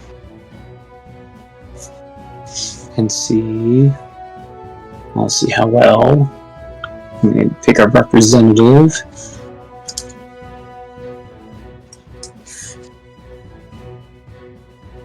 Do I need to make any sort of like charisma check or anything? No, just for you, like, just how well it was done. Or, I mean, performance, right? If that's more your jam. I mean, it's like public speaking, so. I would enjoy if it were persuasion, because that's a +10 for me. That's fine. Going to pick generic. Insert fairy fighter. Okay, and then to see if I believe you or not, that would be insight, which is wisdom.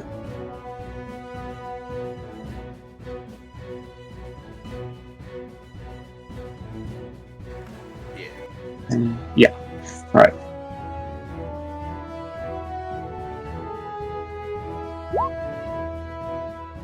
Alright.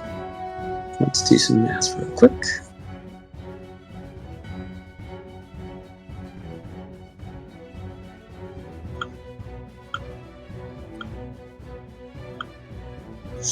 Alright.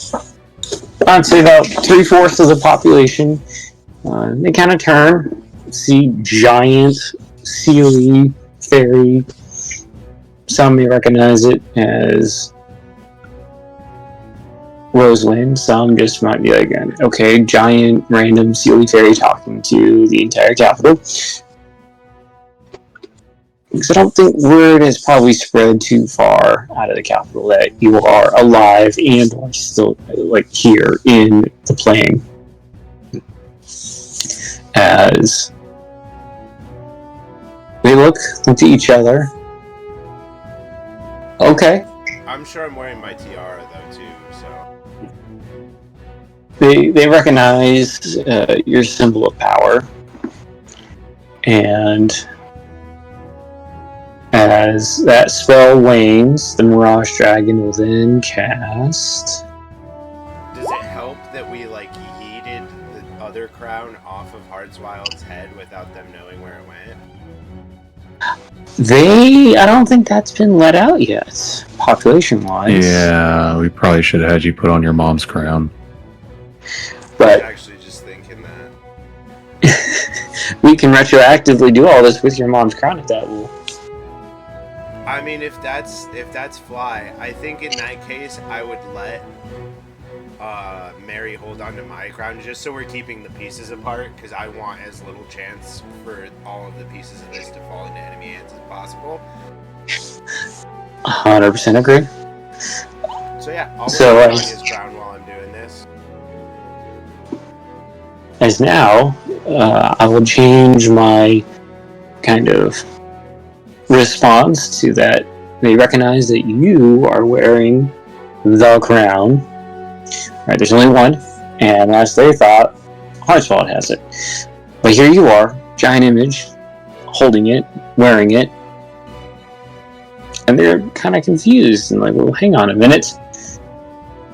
As they all start, you kind of hear them mumbling, and they all as a group, just stop what they're doing and kind of look towards your giant images. Kind of like, okay, so if we believe you, now what?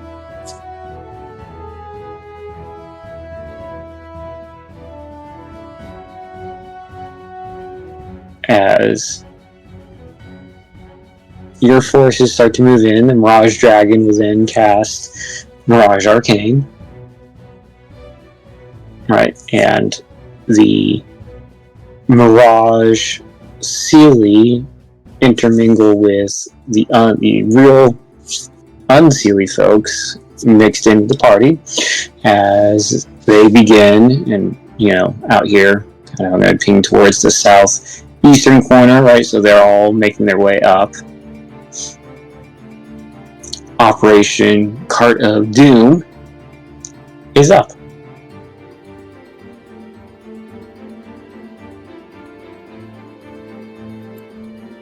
All right, we light the fuse and get rolling.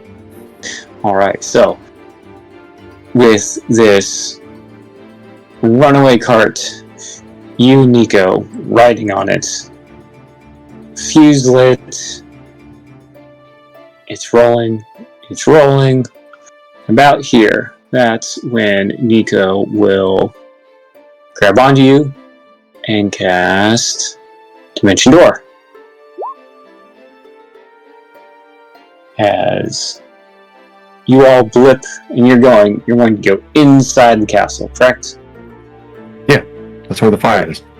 So you jump in there, and I won't transition the map, but he gets you into a courtyard, kind of in the middle, kind of like at the base of the tower, but you're at least a solid 1,000+ feet away from that entrance. To which then that entrance, I said 6, so I need to do some math really quick that you're going to enjoy.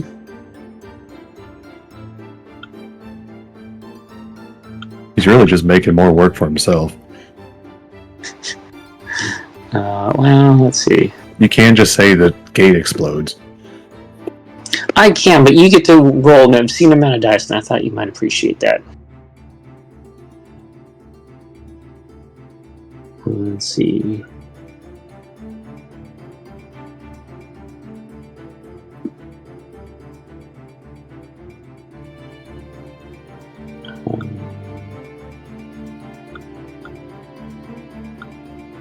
Alright, if my math is correct.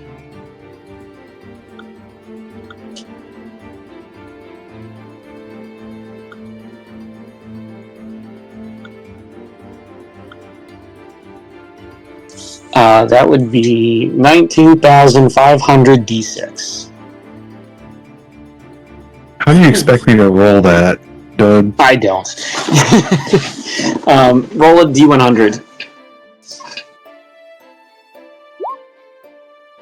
I mean, you could type it in.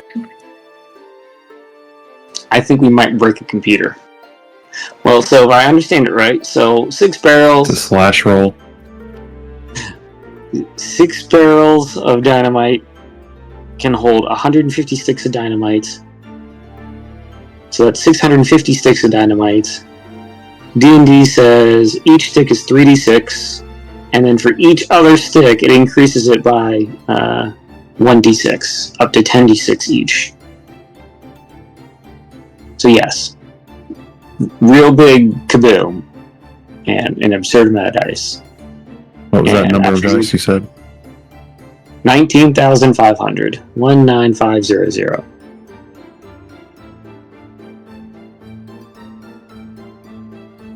Oh, We're gonna break roll 20. Oh, nobody needed anything in the chat. So it deals 3,528 damage. As the front gate is just obliterated into a giant crater. And I will go just draw an image. How much of the castle is actually left standing? Well, I mean, that number's too low.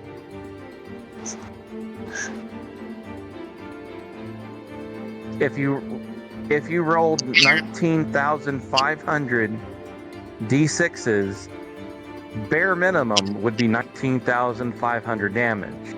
oh, it's fine. I'm just saying, it's like, wait, something's not right about that number. So as the go ahead. No, ignore me. My math brain just went, that's not right. It's fine. 20. The roll 20 is probably just like, we found the dice limit. We found it. Alright. So as the just front explodes, rock just gets aerosolized into pebble. Some larger chunks go flying. There is just this gaping hole. And I'm talking, oh, this would be, I don't know, 1,000 feet sphere, solid, just cleared. There's rock and gate there, and now it's just this huge sphere of nothingness. You see visible cracks all the way along each side of the wall.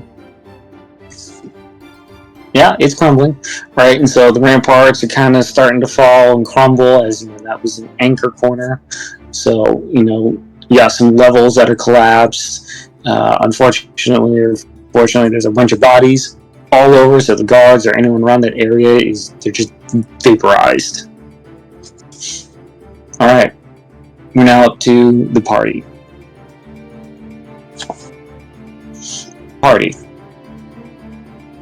Let me reorganize. There we go.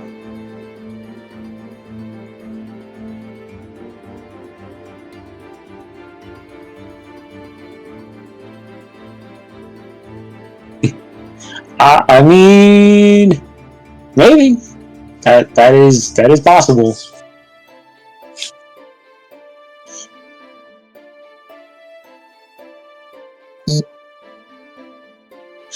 All right, I'm gonna go kind of a round of initiative through everyone, and we will go from there. So, kicking us off, Yellow, you and Nico are in a very large courtyard. So as you're looking, let's see, how would I have? You're looking at the base of the tower. Door will be behind you. You know, to your left will be the west, where Giant Flicker was. To your right, or the east, most of the party, that's where they'd be coming from. Guards are just running around, frantic, panicked. There seems to be disorder. No one's giving orders. It's just kind of like just general aftermath chaos. No one is really paying attention to you right now. You're like, okay, cool, some random guy. Don't know how you got here, but yeah, they're more worried about what, you know, just kind of exploded out front. Well, they're about to notice me. The Duchess La Platine, Her Highness, is drawn, and I shoot into the air and say, listen to the princess, and nobody else has to die today.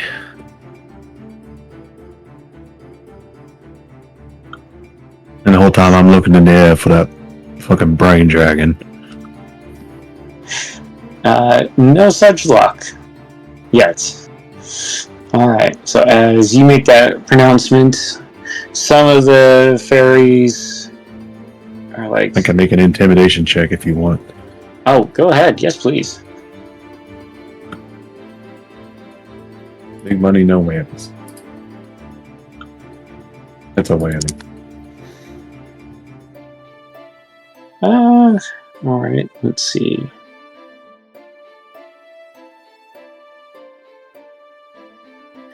I make a charisma check in back to believe you, or is that more wisdom for insight? It's more you set a DC for it.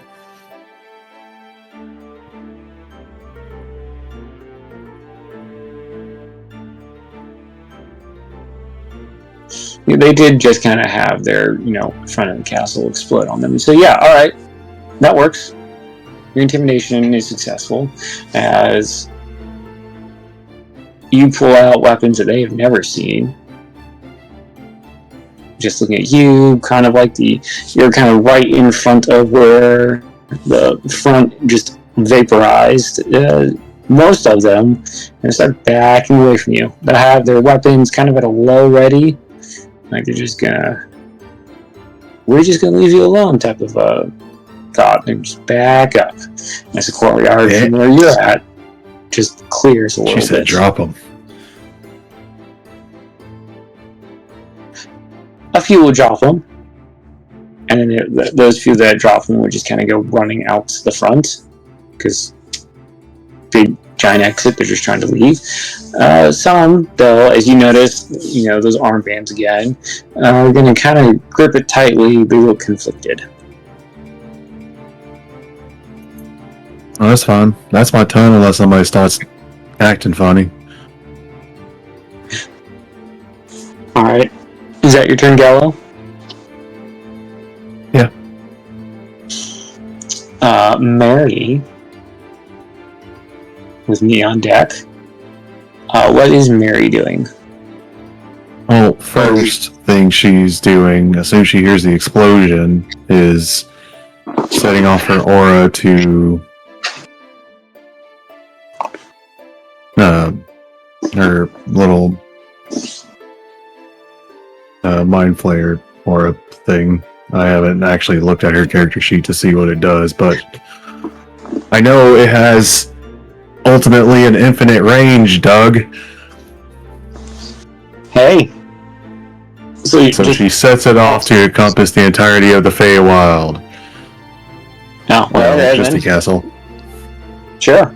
Just a castle. Alright. So you have your anti-mind flayer ability going. Got it. Where is... okay. I see where Mary's at on the map. Okay. So that's up.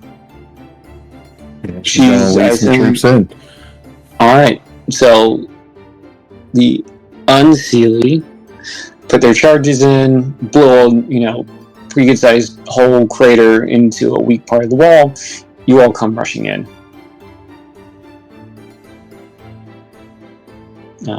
What else do I need to get you in here? Okay, you're... Hold on, I gotta reorder. Okay. Nope, still didn't fix it. There we go. Alright, so similar, you come bursting, or excuse me, Mary and the Real and Mirage troops rush forward into what looks to be like a training area. So you have mats, you have what looks to be weights, you have some of the Unseelie there that are kind of in some sort of shock and awe. Right, so they're still trying to figure out what's going on from the first explosion. Now part of their wall just explodes, and in comes Mary with her troops. Yeah, she's assessing threats. Who looks like they're about to fight. Alright, so no one is armed, but a few of them are going to make a run at Mary. They're all so there's no weapons, they just got fists. So they'll use improvised weapons, if any. As one of them seems to be faster than the others, is going to attempt to fight Mary. How does Mary respond? By cutting him down. Alright, make your attack.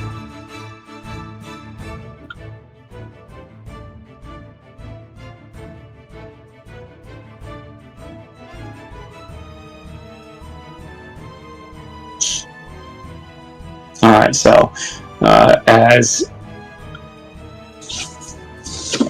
I stated previously, no weapons, no armor, so you very easily slash into this fighter. Doesn't seem to deter them. The rest seem to have fled, so it's just this unarmed Fairy and Mary. She's gonna make another attack against him. Okay, He's undeterred. he is not. Alright, again, solid hit.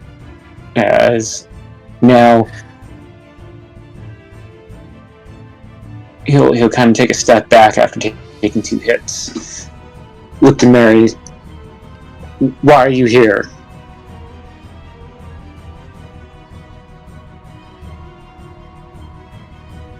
Mary doesn't say anything because I'm not going to roleplay someone else's character. Yep. No, I was gonna. She can only do 2 attacks, correct? Yep. Alright, is that Mary's turn?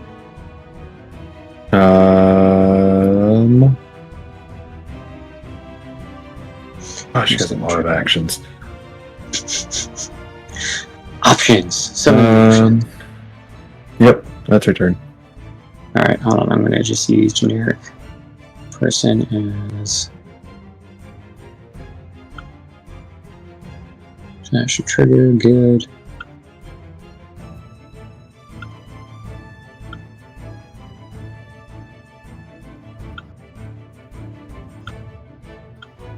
Alright.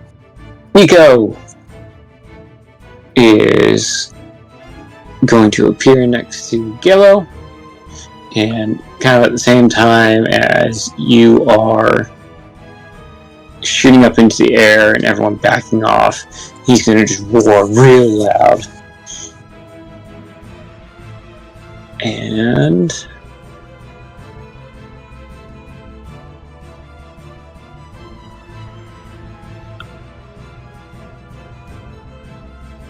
he's going to hold in action to run to attack anyone that gets within his reach, as he kind of takes a protective stance around you. Gallo. As we now move to... Is that... Flix? Flix, is that you? I think you're up. Followed by Whisper? I believe so. Yes, that is Flix. Alright. Flix, on to you. Whisper on deck. All right. So I'm assuming I would have come in just over by the eastern side, since the frontal assault was just a bomb situation. So I guess I would be coming in behind Mary. Y'all are separated, are you not? I was over by I had my token placed over on this side. Or am I getting my directions messed up right now? Well, the plan was everyone's going in at separate areas.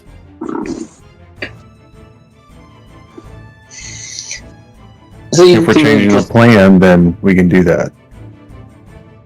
I got confused after I was told people who aren't Unseelie go in the front. And then that apparently didn't mean going on the front line chart. I got confused, so I just put myself where I'd assumed Flix would end up going. Everybody's blowing through the walls at separate points on the first attack. So just put yourself wherever you want to come through the wall at. And everybody was sort of separated out. You have a force of units with you.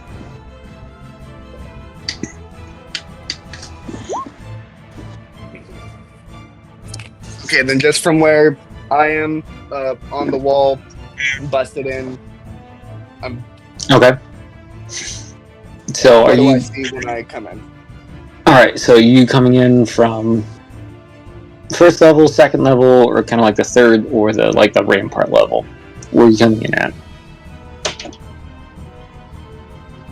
Because you can fly. Sorry, what? That's why I'm asking. I can't fly. My heavy armor. All right, first floor it is. As your breaching team, blows a window. You come into what looks to be a cafeteria type area. So definitely the soldiers' side of the castle, which makes sense. Where because unbeknownst to you, Mary's in kind of like the gym area there. You come into where you see a mix of armed and unarmored Unseelie all seem to be eating something. Well, they were up until they heard this giant explosion go off, and they are clearing tables to put wounded on there. You have what look to be sergeants and maybe lower-ranking officers trying to gather their troops, tell them to come here as a rally point. And then you just come in bursting. I assume, sword drawn, yes? Yeah, sword drawn. I'm going to raise it high and announce to the room, all those who wish to keep their lives, drop your weapons, or face the wrath of the true queen.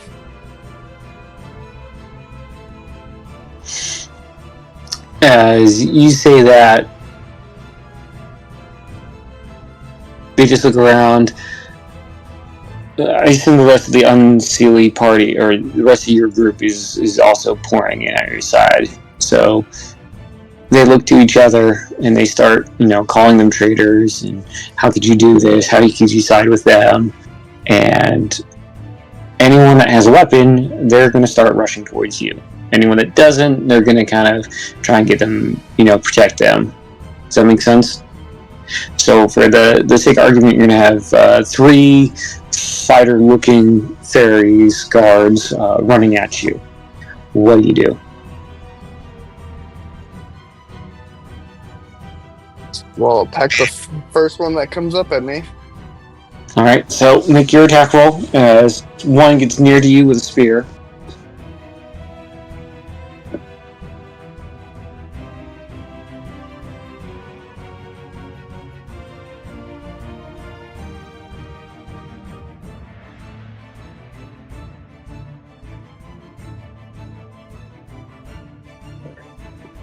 Flicks. Oh, there he goes. It's rolling. Just taking its sweet time.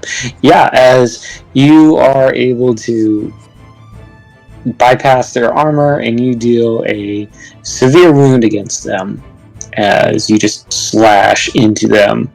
Now what? They're still up.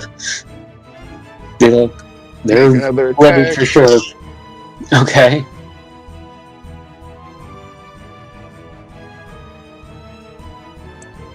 Oh, come on.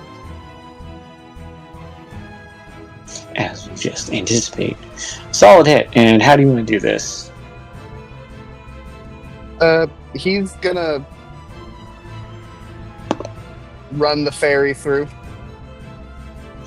Alright, so as take one swing, second swing, as he looks like he's about to reach to you with the spear, you're able to close the distance and just stab him, and he will fall to the ground. As the others kind of take a step back, they still have their weapons on them, and they're just kind of looking at you, and the rest of the Unseelie that are on your side are kind of starting to surround and corral them. Go ahead.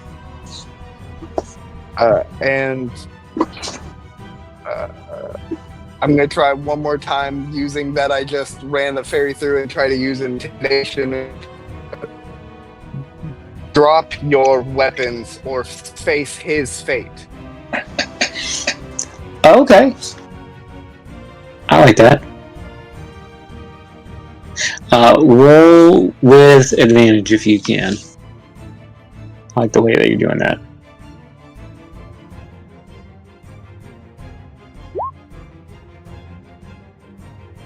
Yeah! There we go. Alright, so as you say that, they just instinctively all just drop their weapons. Like, yep, that checks out. You just looked easy to you. You just, in 2 swings, killed their teammate. And yeah, they're just going to put their hands up and just drop their weapons. Is that Flix's turn? Before he continues on saying that he's like kind of like locked down this little area, he's gonna have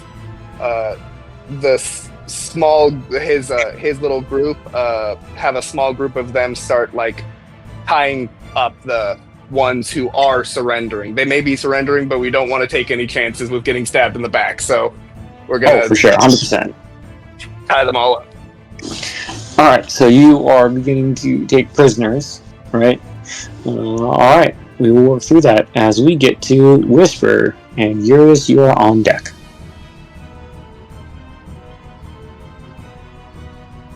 And Whisper is blasting through the wall with their sets of troops. Okay. What level are you trying to come in at? First, second, third, or rampart? What level did was that not Lilith? Or maybe it was Lilith. No, not Lilith. Flix is on the first floor, Mary's on the first floor. But they're on the opposite side of the castle. Okay, second floor for sure. Alright, going in through the second. Have at it. So as you burst in, your fairies again throw a charge on there. They blow it. You fly in right into a library. So you're surrounded by books. The rest of your team starts flying in, taking up defensive positions around you, and you start stalking forward as a older female Unseelie fairy, kind of in this just neutral light gray tunic, walks over. White hair. She looks at you and goes, "Shh. This is a library. What are you doing here?" Sorry, he can't help but just start chuckling and go, I can't believe it. He's actually lost for words for a brief moment, not expecting them to come into the library. Did you not hear everything that just happened outside? And actually, he says this in a whisper. She turns her ear and cleans it out with her finger. What'd you say? Face palm. I motion for the fairies to move her and any other in the library to the side.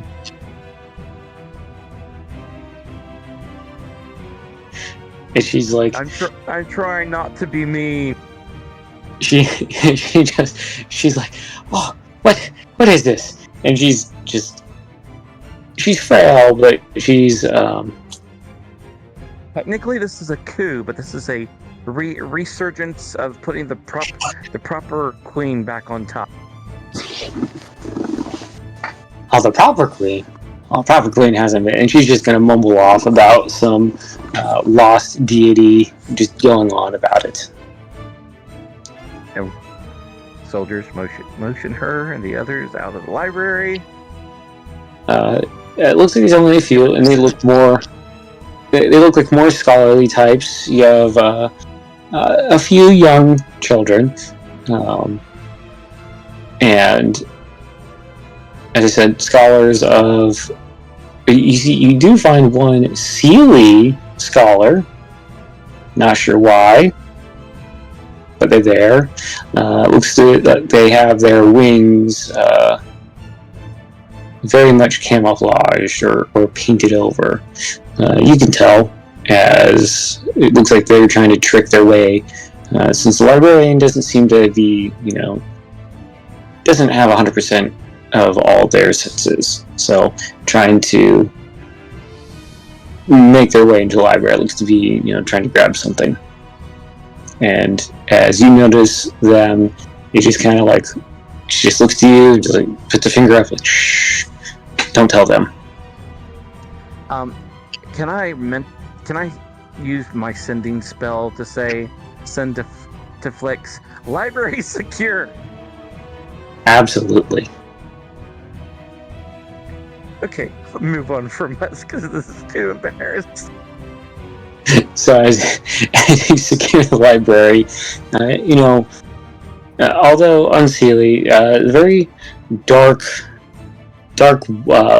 brown walnut, looks to be like one of the few, quote, vibrant colors of the palette around any of the structures or anything that you've seen of the Unseelie here. Nothing giving you bad juju vibes, it's just different. Right? Alright. Is that Whisper's turn? Yeah, exact words to Flix was second floor library secured. Okay. So, Flix, you'll get this the as previously stated sending message. As we pass to Urius with Flicker on deck. I will charge in a first floor because I didn't turn into a bat. Okay.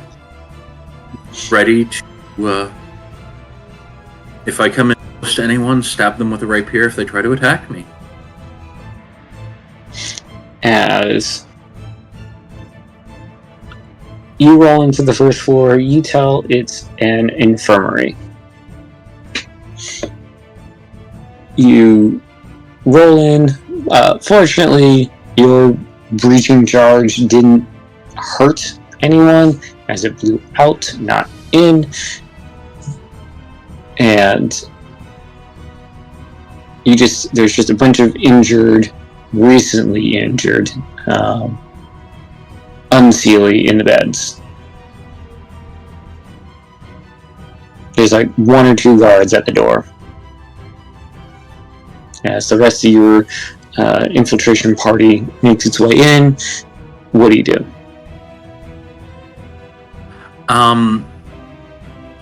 I will look at the guards at the door and go, "You are surrounded, drop your weapons, and you will not be harmed."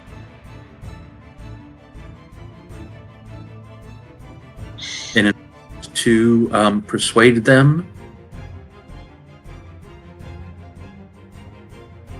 that I mean them no harm. Okay. Orders. Are you making, you're persuading them, yes? Yes. Okay, go ahead and make your roll. Are you going to use, you have Unseelie with you. Do you use them in any way? I probably have them come in and would have had them come in and brandish their, like, not necessarily their weapons, but stand draw weapons if anyone attacks. As they come in and, you have Unseelie, the guards kind of like snicker and again call them, how could you? You're traitors. A elderly male Unseelie dressed in not exactly white, like an off-white, comes in front. You know this is an infirmary, correct? And that... There are two guards in it. Well, yes. Not all soldiers are smart. But we are here to treat the wounded, Seelie or Unseelie. We're not complete monsters. Well, the exception of Heartswild, but that's not my business. We mean you no harm. Good. And you are free to search any of my staff. I will, full disclosure, I mean, we have surgical instruments, scalpels, and some sharp objects, but again, medical. Some of us can cast magic, but healing magic. As you see, there are some nurses, again, all equally dressed in that similar off-white. They wear a armband, but not an armband you have seen before. It's not like the others. It's not red. This one is a brighter white, but with a green cross or plus sign on it. So they're with the green cross. Their version of it. So as they look to you, you are free to secure the infirmary. All I ask is do not interrupt our patient care. That's you can ask questions. We won't bother you. We could care less. We're here to heal. Within this boundary, and he makes a very distinct, like he means just that room. Give a thumbs up, that works for me. You two, drop your weapons still. I point at the guards that are like guarding the doors. The elderly doctor just looks to them. They outnumber you. I don't need any more patients. I'm for sure gonna have to fix one of you. And so these two kind of like, yeah, that's fair. And they just drop their weapons, they put their arms up, and they'll kind of walk towards you nice and slowly. And then I will have two of the others tie their hands behind their back and put them in chairs out of the way. And I do not believe I have a spell that I can use to send a message to anyone.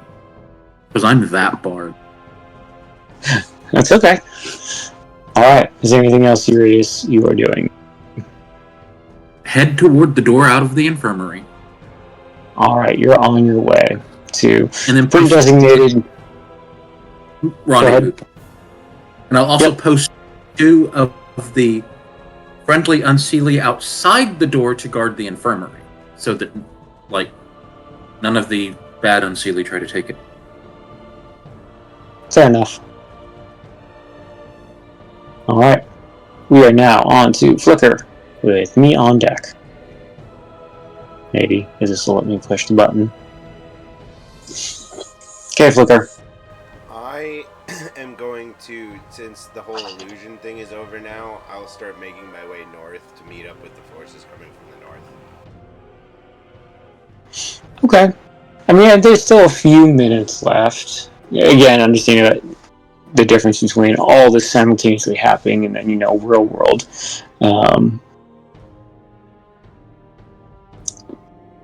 But, okay, as you know, maybe you've seen the internals of the Capitol, maybe you visited here once.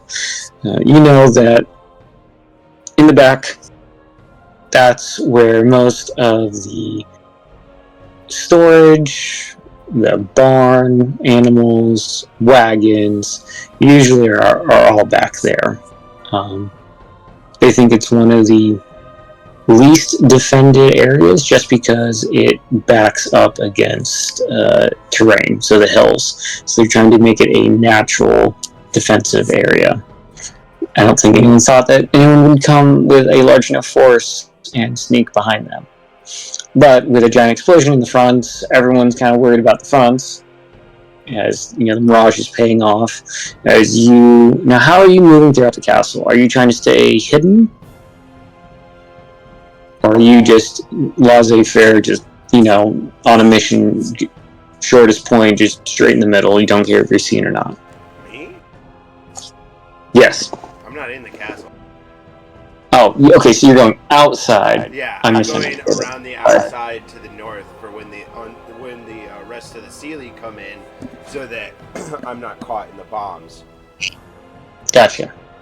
Well, all right. So we'll make the Unseelie action on your turn. That'll just make it easier, as you link up with Morgan, the Night Owls, and all the Sealy fairies, military or militia that join up with you, and they begin rushing down the hill and into the back or the behind of the castle.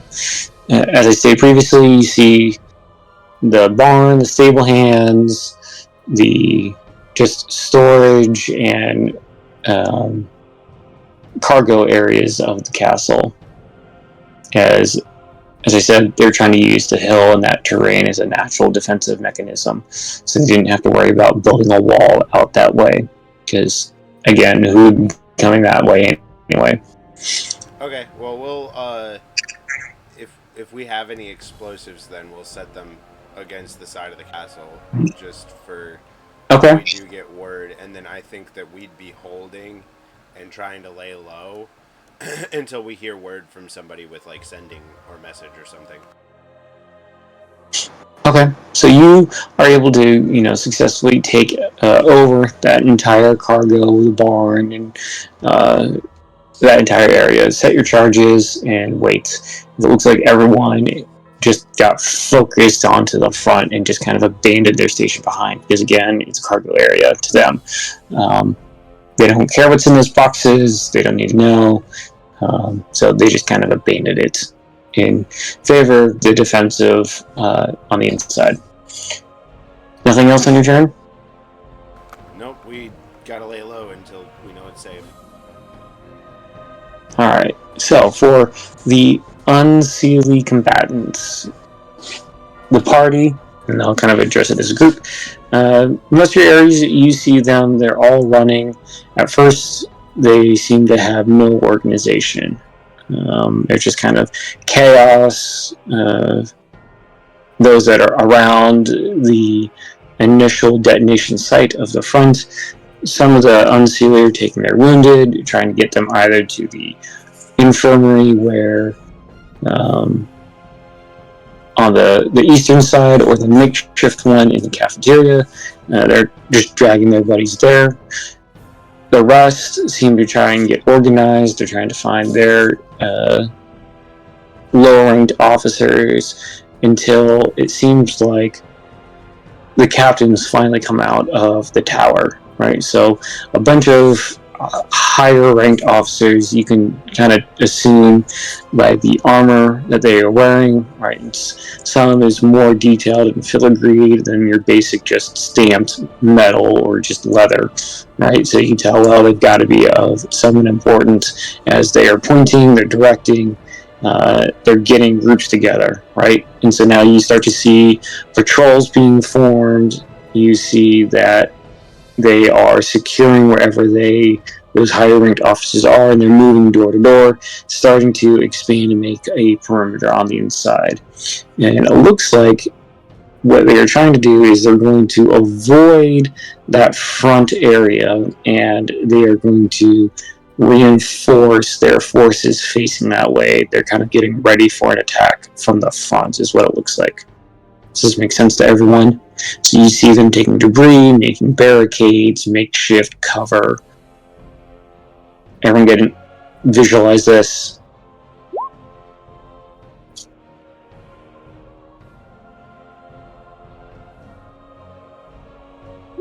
Okay. Yes. Nothing. They're not attacking yet, as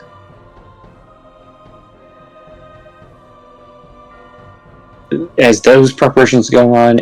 You will hear this mighty roar come from like the eastern side of the castle, and you can feel, anyone on the ground will feel like vibrations as the roar keeps getting louder and louder.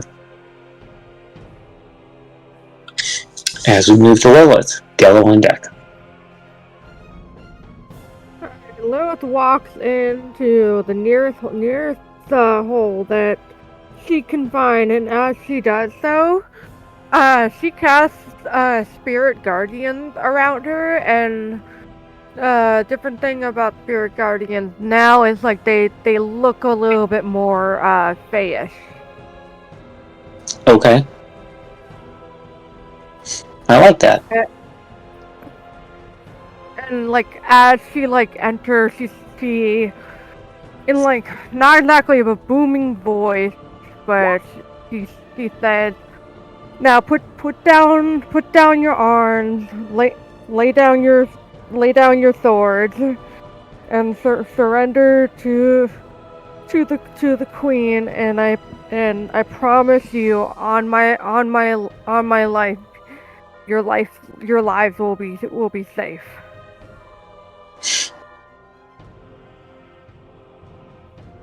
Okay. Make a persuasion check.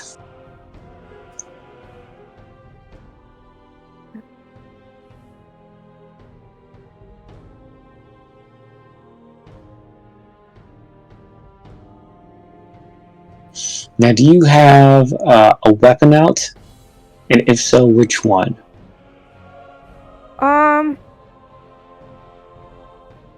For weapon wise, I will have Firebrand out. Okay. So, roll.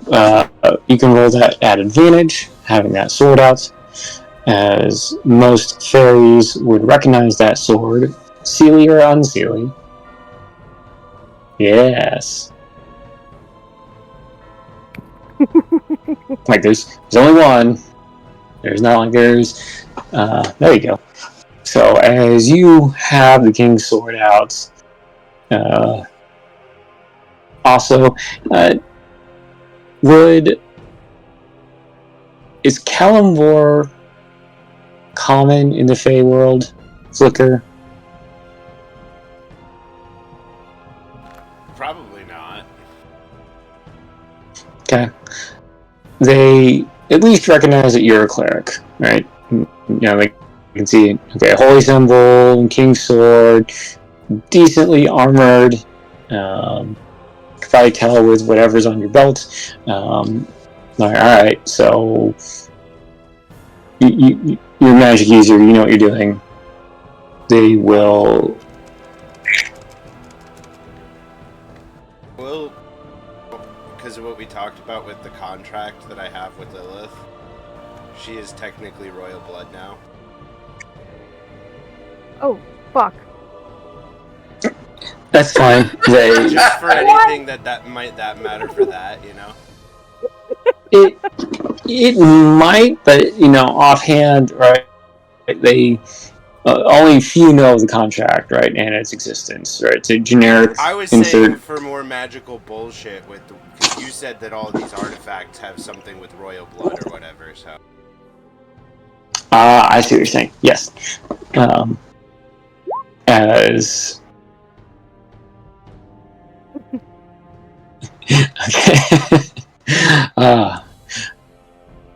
Okay. They recognize the sword. You're speaking of some sort of authority. They're like, all right, maybe, because it kind of, they're starting to, you see them working through everything that's happened, right? Giant returned princess, once thought dead, wearing the queen's crown.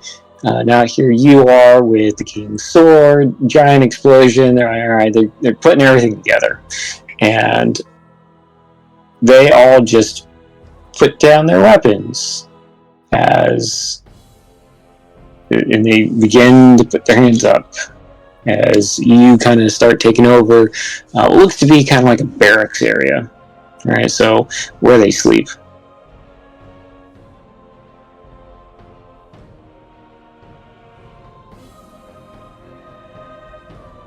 What do you do? I am so sorry. Could you please repeat that? Right. So you, as you wield that sword, and the Unseelie in front of you kind of start remember, like, thinking through everything that's just happened, right? So, giant flicker in the air with Queen's crown on, you with the King's sword, giant explosion in the front. They're kind of working out that they're under attack and they're probably outnumbered. And that, they look at you, they assume that you're some sort of magic user, holy person, just judging, by the holy symbol that you wear, the instruments that you carry, that, okay, they're probably safe in, they'd probably rather give up and live another day than, fight and just die.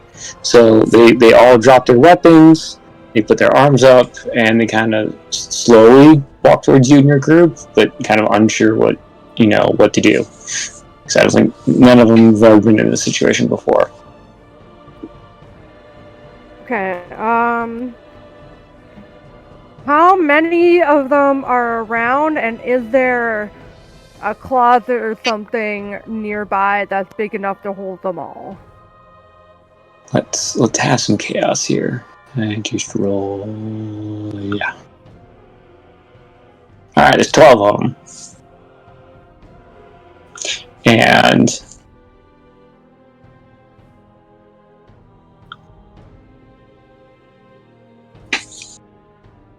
there's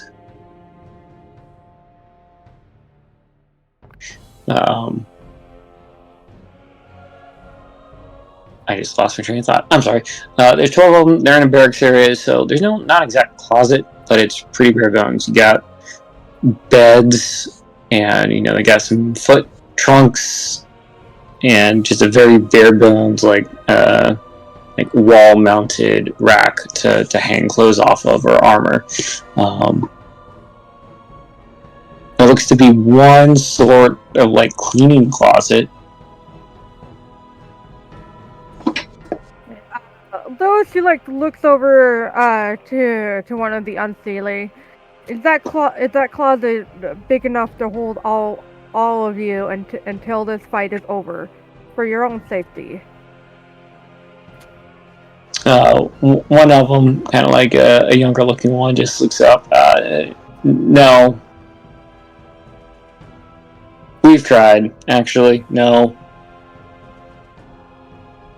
Alright, I guess whatever is the nearest corner that some of the, and there's some army troops nearby Lilith, correct? Yes, you have your own little squad. Okay. So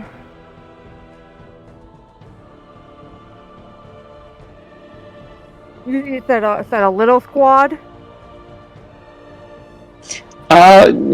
Decent size, 10, 15.